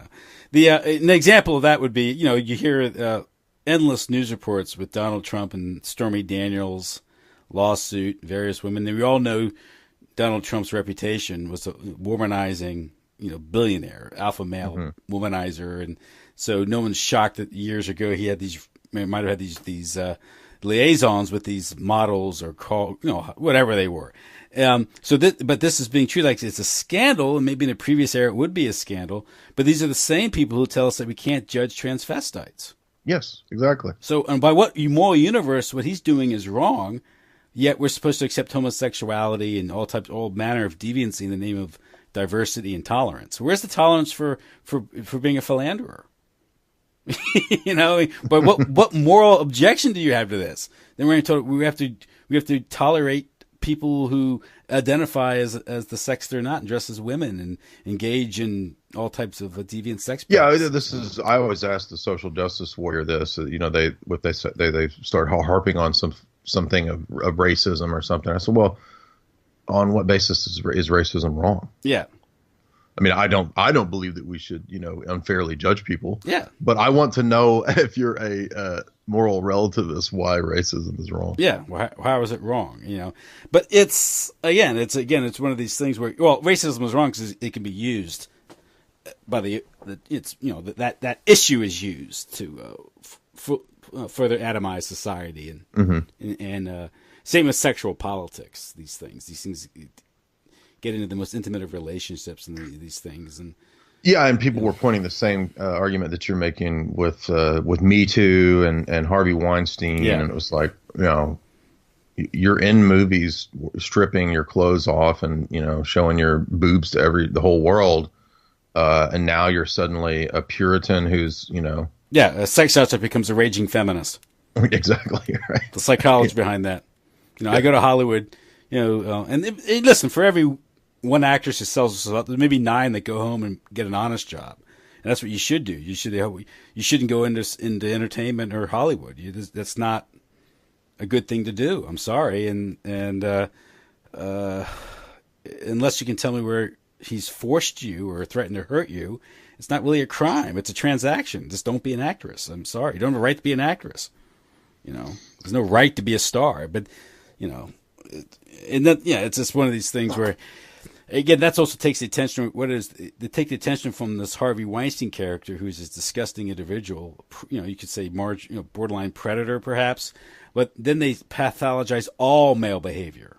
We're all guilty of this, Right, and that's just similar to situation with Trump. It's not about moral problems. It's about because he's a male. It gets turned into it's toxic masculinity is what they're saying. Yeah. And now universities are trying to implement, bizarre policies I'm trying to remember what I was reading the other day. Something about some university was like not going to allow men or probably white males, into some certain area. Like they can't go to this section of the university because it was, going to be designated a white male free safe zone or something like that. But they're handing out condoms and birth control at the student union building, student services. And also race isn't real. But white people are right. Race isn't real, but white people aren't allowed. Right. So coming. White people aren't allowed to our race isn't real rally. So again, it's all part of. It's not logical. Men aren't allowed to our gender as a biological construct rally. Well, that's another thing that he pointed out. That interview I had about the guy who wrote the book *Sapiens*, the brief history. Yeah, he did. He made a great point on that about biology. They deny he's all scientific. Then it denies the most basic fundamental fact of biology is male female. Well, that's a construct, you say. Mm-hmm. That's a construct. Exactly. Yeah. Surveying all this, I mean, you've been looking into this stuff for the better part of 20 years, correct?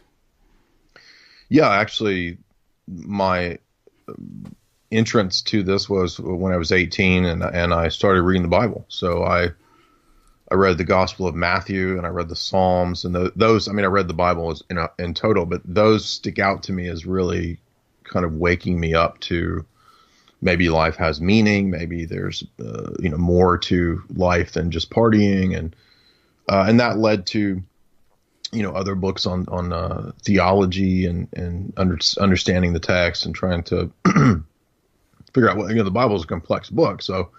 It takes many years to get a handle on it and to get a good grasp of what it's talking about.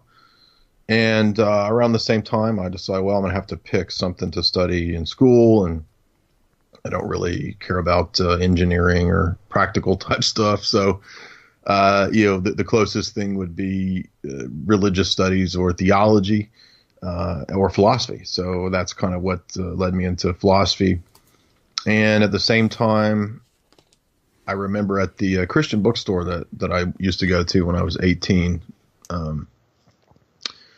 there were Tex Mars books, of all people. And I remember reading his book on cults, and I remember picking up some books on the New Age movement. And there was Dave Hunt, who's kind of this radical Protestant guy, conspiracy theorist guy, and had all these theories about the UN, and turns out actually some of what he's a goofus, so I don't take him seriously, but some of what was in there was correct. And I remember this was kind of pre-internet, nobody was really using the internet yet, but so I didn't really have internet stuff to look at. So this was kind of my entrance into questioning the United Nations, which in high school I'd always heard was this great noble organization, and they were doing all this good stuff. And so for me, it started with beginning to read the Bible, beginning to try to understand what is philosophy. You read Plato's Apology, you start to learn about logic, and I decided to pursue those things, at a academic level. And naturally, conspiracy kind of tagged along, because it does in many ways relate to this stuff, because you think, well, is there a spiritual reality, or are we just here and now? Is it just material? If there's a spiritual realm, is it something that's real? Is there good and evil? How do we live our lives? So all these kind of questions that probably a lot of people hopefully ask when they're 18, 19, 20. And, it opened the door. It opened the door to a rabbit hole, you could say. And 20 years later, I'm definitely glad that I went down the rabbit hole. I think I'm a lot better off and a lot happier, even though, yes, the information can be dark and daunting at times. I've always believed that you come out better in the long run, kind of facing up to truth and facing up to challenges and fears, challenges to your worldview, your paradigm. It's really the only way to make progress. One of the things that I learned early on in philosophy was the idea that truth should really be the goal. Truth is more important than anything in life. I remember reading Augustine saying that back when I was about 20, that his whole life was devoted to the pursuit of truth. And I felt like, that's something I could devote myself to. I want to pursue truth. So, it might sound cheesy, might sound altruistic or something, but it's always stuck with me that that's what I was after. And it's a difficult road. I'm certainly still young. I'm not trying to portray myself as a guru or anything like that. One of the mysteries of learning is that as you learn a lot, you realize that you don't know a lot. So there's a paradox about learning, that it's both something that you acquire more of as you become aware of how much you lack. And I think Socrates said something similar at one point. But anyway, I don't mean to wax all philosophical, but yeah. And one of the Gnostic heresies, I think, is that you could be, by full knowledge, you become like God. Of course, that's denied to us this side of paradise. Exactly. Yeah. Salvation through knowledge is really, I think, man's. Because it's a kind of pride involved in that, and pride is, of course, an echo of the fall. Mm-hmm.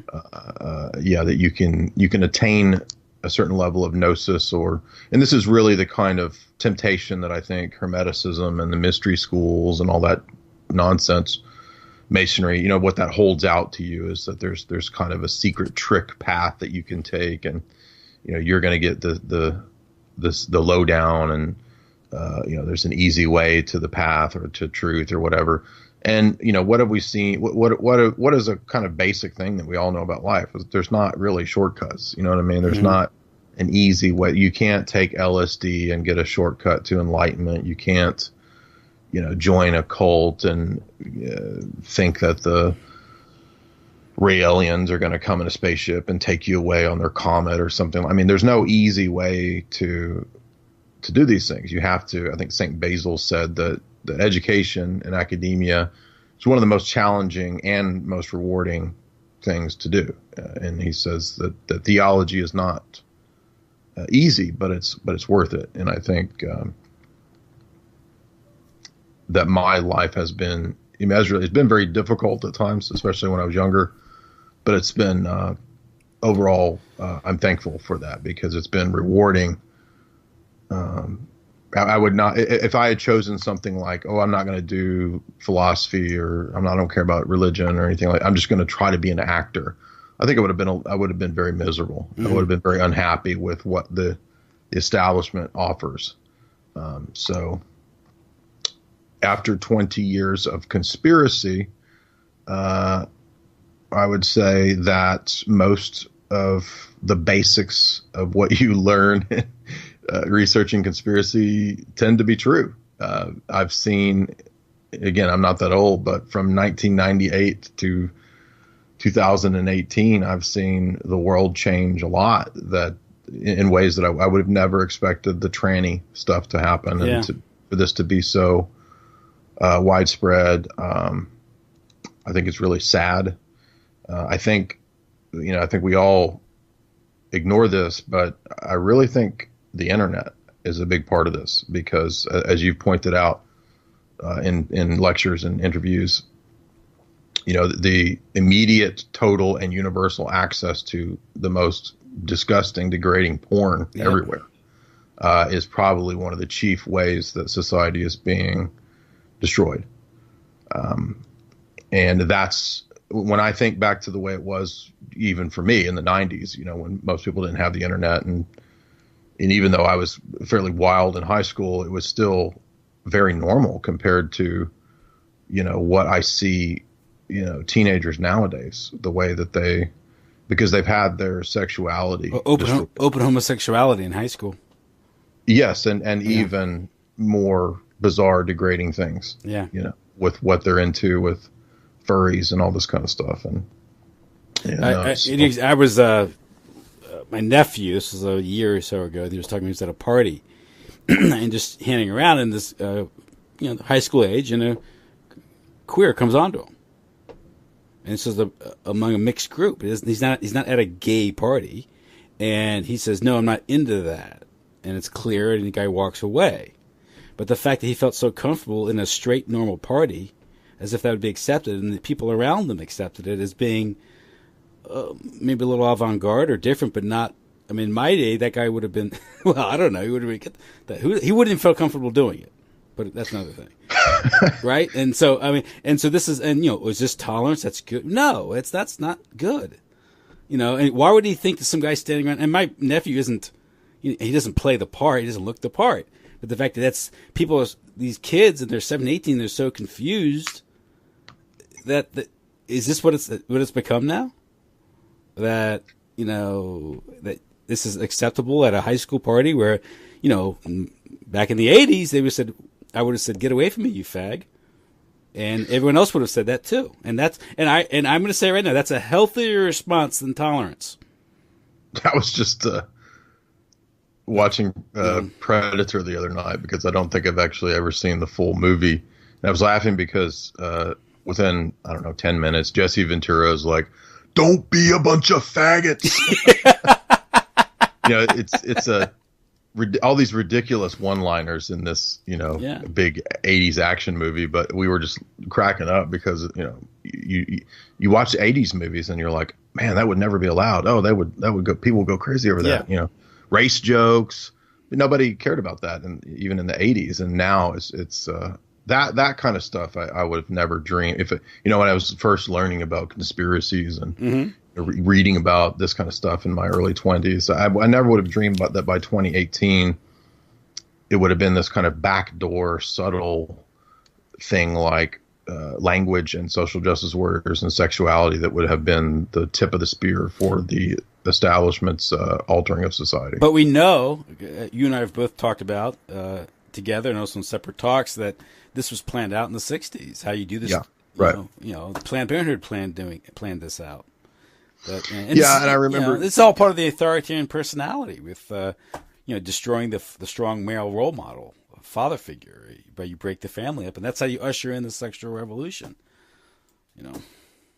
Yes, the Bernard Berelson memo, and we have the Kissinger State Department Memorandum 200, and these are just inklings into the norm. Which when you read Collier and Horowitz, you'll see that they were Rockefellers were very clear about. I don't know that book does have it's like a section on Abby and her promotion of feminism. I can't recall if it has anything directly on like the promotion of homosexuality, but it doesn't have to, because we already know from the Berelson memo and other sources that this the Kinsey stuff that's exactly what they were doing. So yeah, it's just really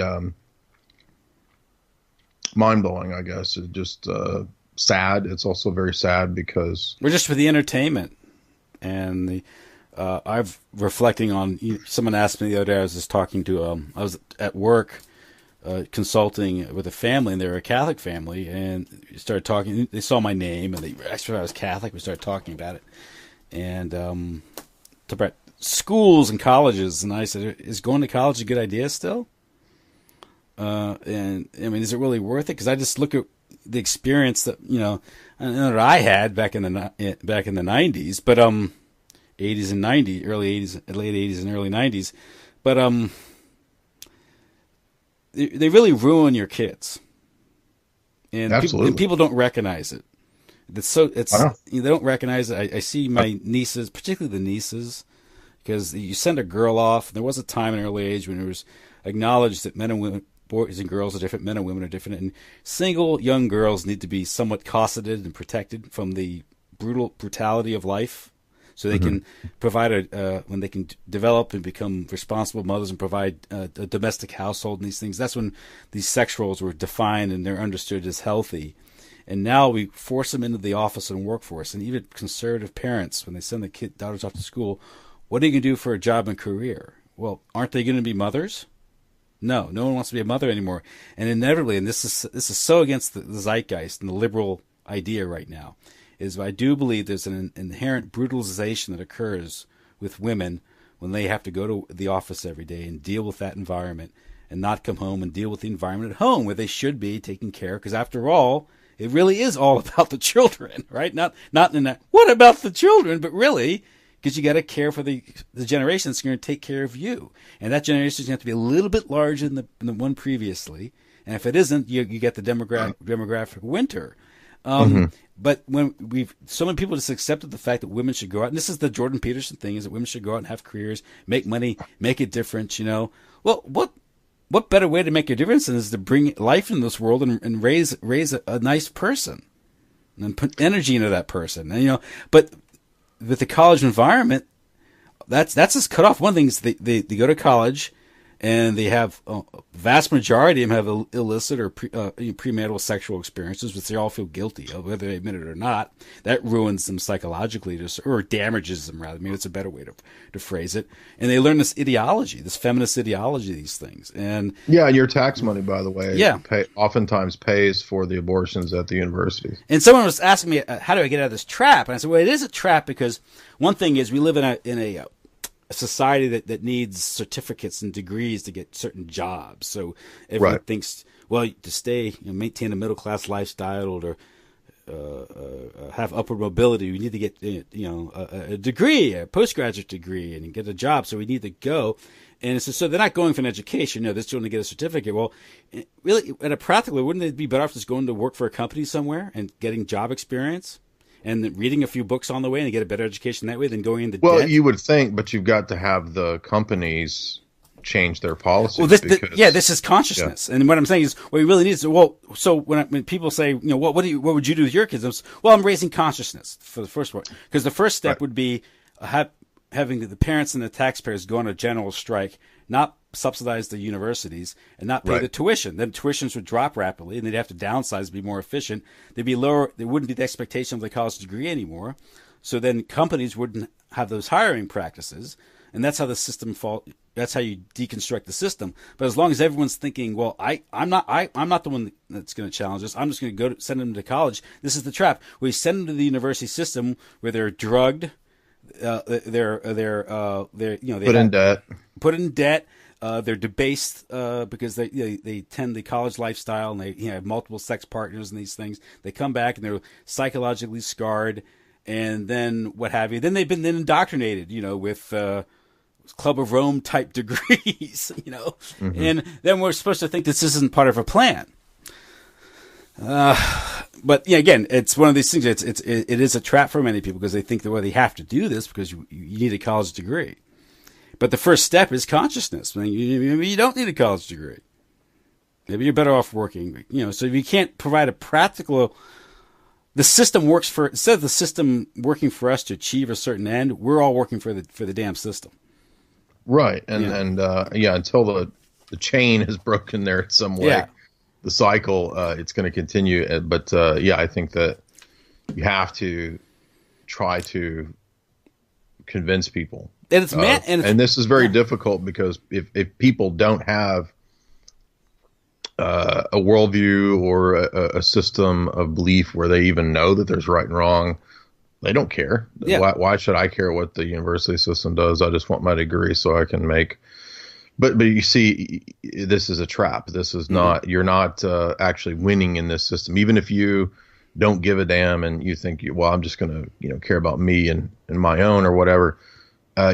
You're not winning in that system. You're becoming the cubicle slave who, is working until he's 80 or 70 because there probably won't be retirement. Who knows?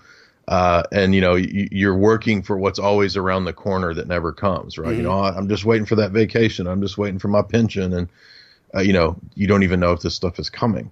Mm-hmm. And so you're spending your 60, 70 hours a week, at your mid upper level management type job that you needed your degree and now masters. Now you need your masters for the same degree that you could get with a bachelor's, 10 years earlier.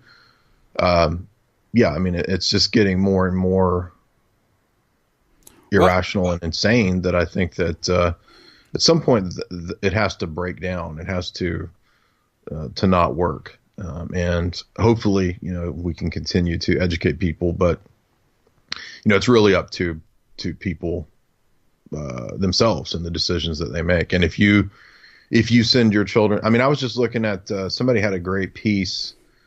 It might have been Matt Forney or somebody like that had a great piece about what happens when you send your girls to universities. Mm-hmm. And all the article was pictures before and after. Girls before going to state university and after, and almost every one of them had the starting picture was gorgeous 18-year-old girl, long hair, feminine, look 9 or 10, mm-hmm. And then the end was like fat social justice warrior, purple hair and shaved Skrillex hairdo, and total. They look like I don't know what they look like a monster, something from an apocalyptic movie or something. Mm-hmm. And that was, I think, one of the most illustrative articles I've ever seen about why you should not send your daughter to college. It was like, just look at what this does. Yeah. And it's because they're fed that ideology of you've been oppressed. You've been, this is your way to rebel against the system. And they're not rebelling against the system. They're doing the very thing the system wants. And they engage in immoral behavior, and the way they maintain the image of themselves as being good people is social justice warrior crap. Yeah, I even remember when in my undergrad, several of the campus feminists had, by the time that I finished my undergrad, because some of them were in philosophy, so I was kind of in a lot of the same classes as the campus feminist groups. By the time I graduated undergrad, after 5 or 6 years, they had cancer. And I don't know if that was just from, abortions or from what, but it was multiple campus active feminists had. So I don't know. I mean, people have posited, the idea that your worldview. I mean, I'm not saying that everything. Like if you believe and do everything right, you're going to be perfectly healthy. I mean, that's not biblical. Jesus rebukes that, but I'm saying that there is a connection between not just our health, but also our spiritual health and our physical living. I mean, I mean, you can see this in the process of how girls go from being, feminine and beautiful at age 18, and 4 years later, even physically, they are disgusting and unhealthy. Yeah. And there's no girl now. I mean, there are, but I'm saying generally speaking, upward mobile, the middle class, it's just not accepted, to be in your early 20s and have a child. When that's when you should be having a child, biologically. Yes, biologically, yeah. Which is isn't it interesting that our system is constructed around constantly going against what's biological, and that we're supposed to believe that our system is scientific. And yet at every point, it is moving further and further away from what is just basic biology. Mm-hmm. And it gets us back to that whole, I guess, the liberal order of rejecting reality, and what's natural and healthy, and the food we eat, GMOs, these things, the drugs they take to actually suppress fertility. Reproductive health is actually abortion and contraception. I always love that twist. So reproductive health, exactly. Yeah, so that's a good point. Yeah. Well, Jay, have you almost 2 hours? Do you think we covered it? Yeah, I think so. It was a good talk. Well, thanks a lot, Jay. That's Jay's Analysis, jaysanalysis.com. He is the author of Esoteric Hollywood, Sex, Cults, and Symbols in Film, also the host of Hollywood Decoded. So, Jay, thanks a lot. Yeah, I will mention, I'm not sure when this gets posted, but Tuesday, if this is posted after, I was scheduled to have a debate with Richard Spencer. Oh, really? Tomorrow night. Richard said he has changed his mind that he doesn't actually want to do a debate. He wants to do more of a mild version of a maybe debate's not the right word, but a contra exchange, like a position exchange of, while I disagree, here's my position on this, Q&A. So he doesn't want to do a JF style debate. He wants to do a counterpoint or something like that. So if that goes down, that will be tomorrow night on Baked Alaska's YouTube channel, who is I guess fairly popular. Okay. Sort of comedic figure who got popular during the Trump campaign. What's the point of contention in the debate?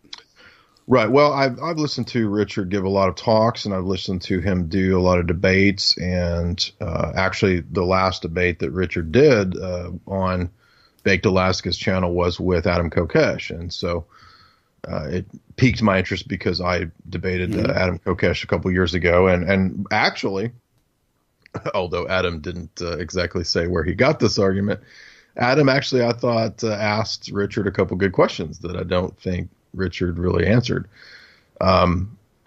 Namely about, why, on what moral basis, do you think we should do X, Y, Z, Richard? And I don't think Richard gave a very good answer. So I hope to reframe those questions. And originally the debate was going to be whether evolution is also an explanation for the rise of theism. And Richard was saying that he thought that belief in God and this kind of stuff is basically an evolutionary survival mechanism for social coherence. And I think there's obviously a lot of problems with that view.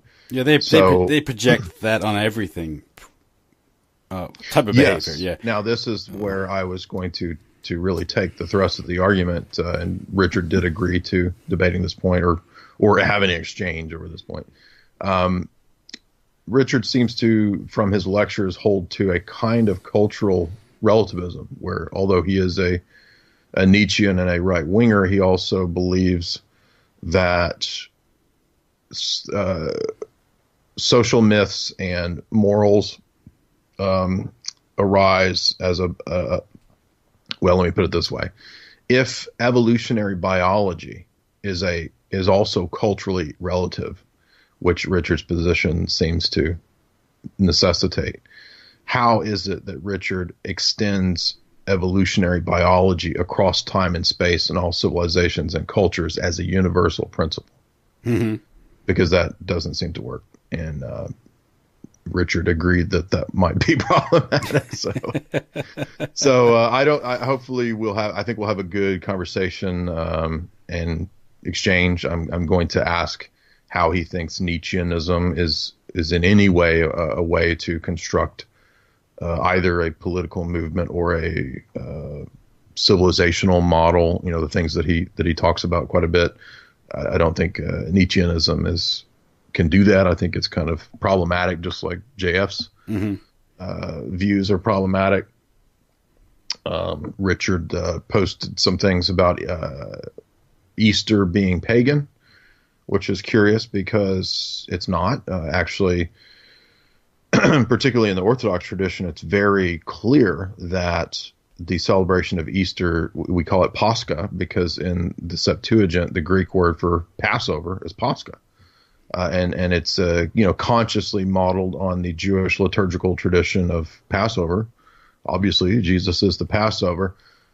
So Richard was kind of making a big deal this week of Easter as pagan in origins, and so he was actually getting quite a bit of flack on Twitter for this. So I intended to bring that up.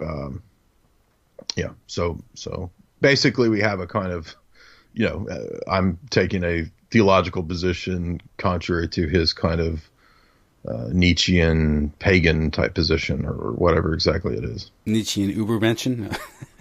Yeah, mixed with evolution and So okay, that, I mean, whatever you think of Richard, if you listen to his debates, for example, I think when he was debating Sargon, which is kind of what helped propel Andy Worski's channel quite a bit, that got like 500,000 views in a few weeks.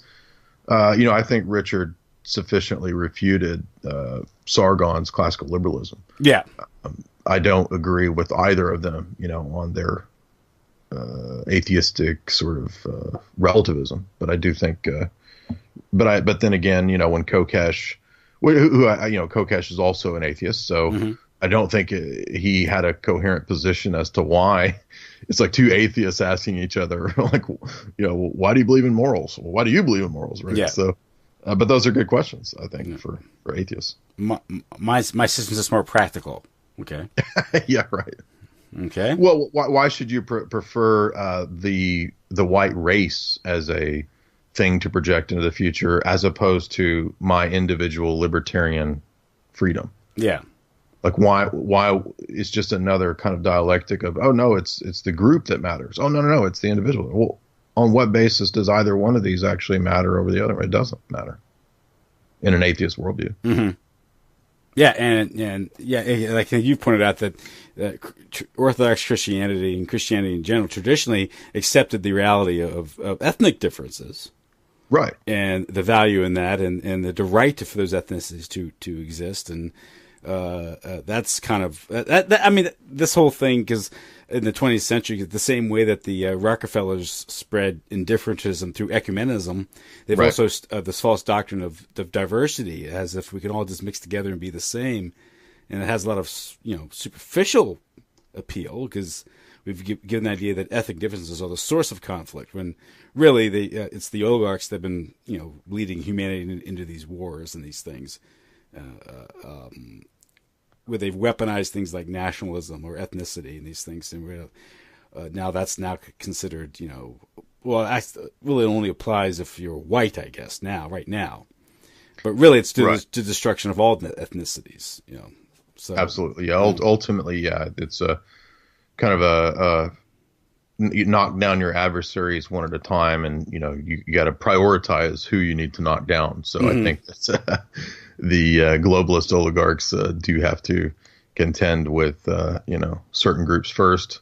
I don't think they're too worried about sub-Saharan Africans. No, they are ultimately in terms of population, but not in terms of enemies. They're easy to poison and pollute and keep them weak and tired, and so. But I do think there's something unique about the European culture, the Western European Christendom, if you will, which has to be destroyed, and that's what we're seeing, and it's being seen as white because they're Caucasian. But I don't think I'm not a cultural relativist. Well, I'm critical of imperialism and colonialism and these things.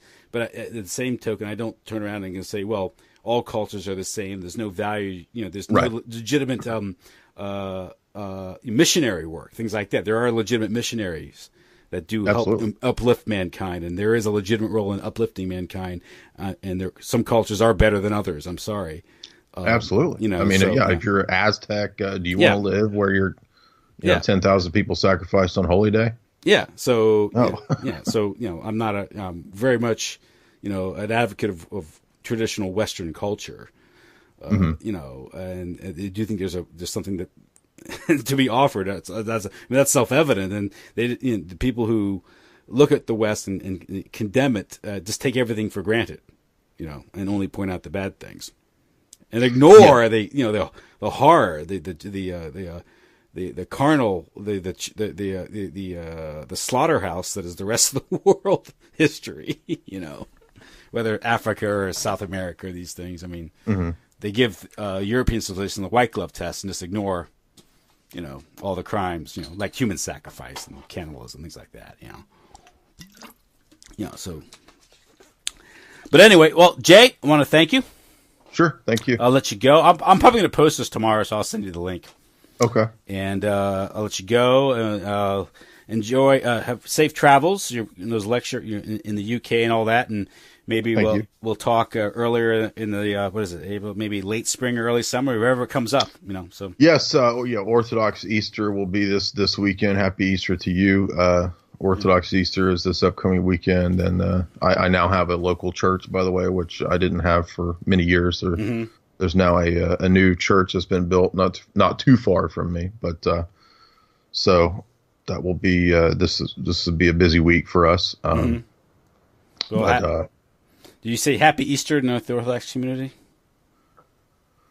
Yeah. Okay. Sure. We say Christos Anesti. Christ is risen when he's risen, but sure, Happy Easter, Happy Pascha. Yeah. So, okay, well, Jay, thanks a lot. I'll let you go. Absolutely.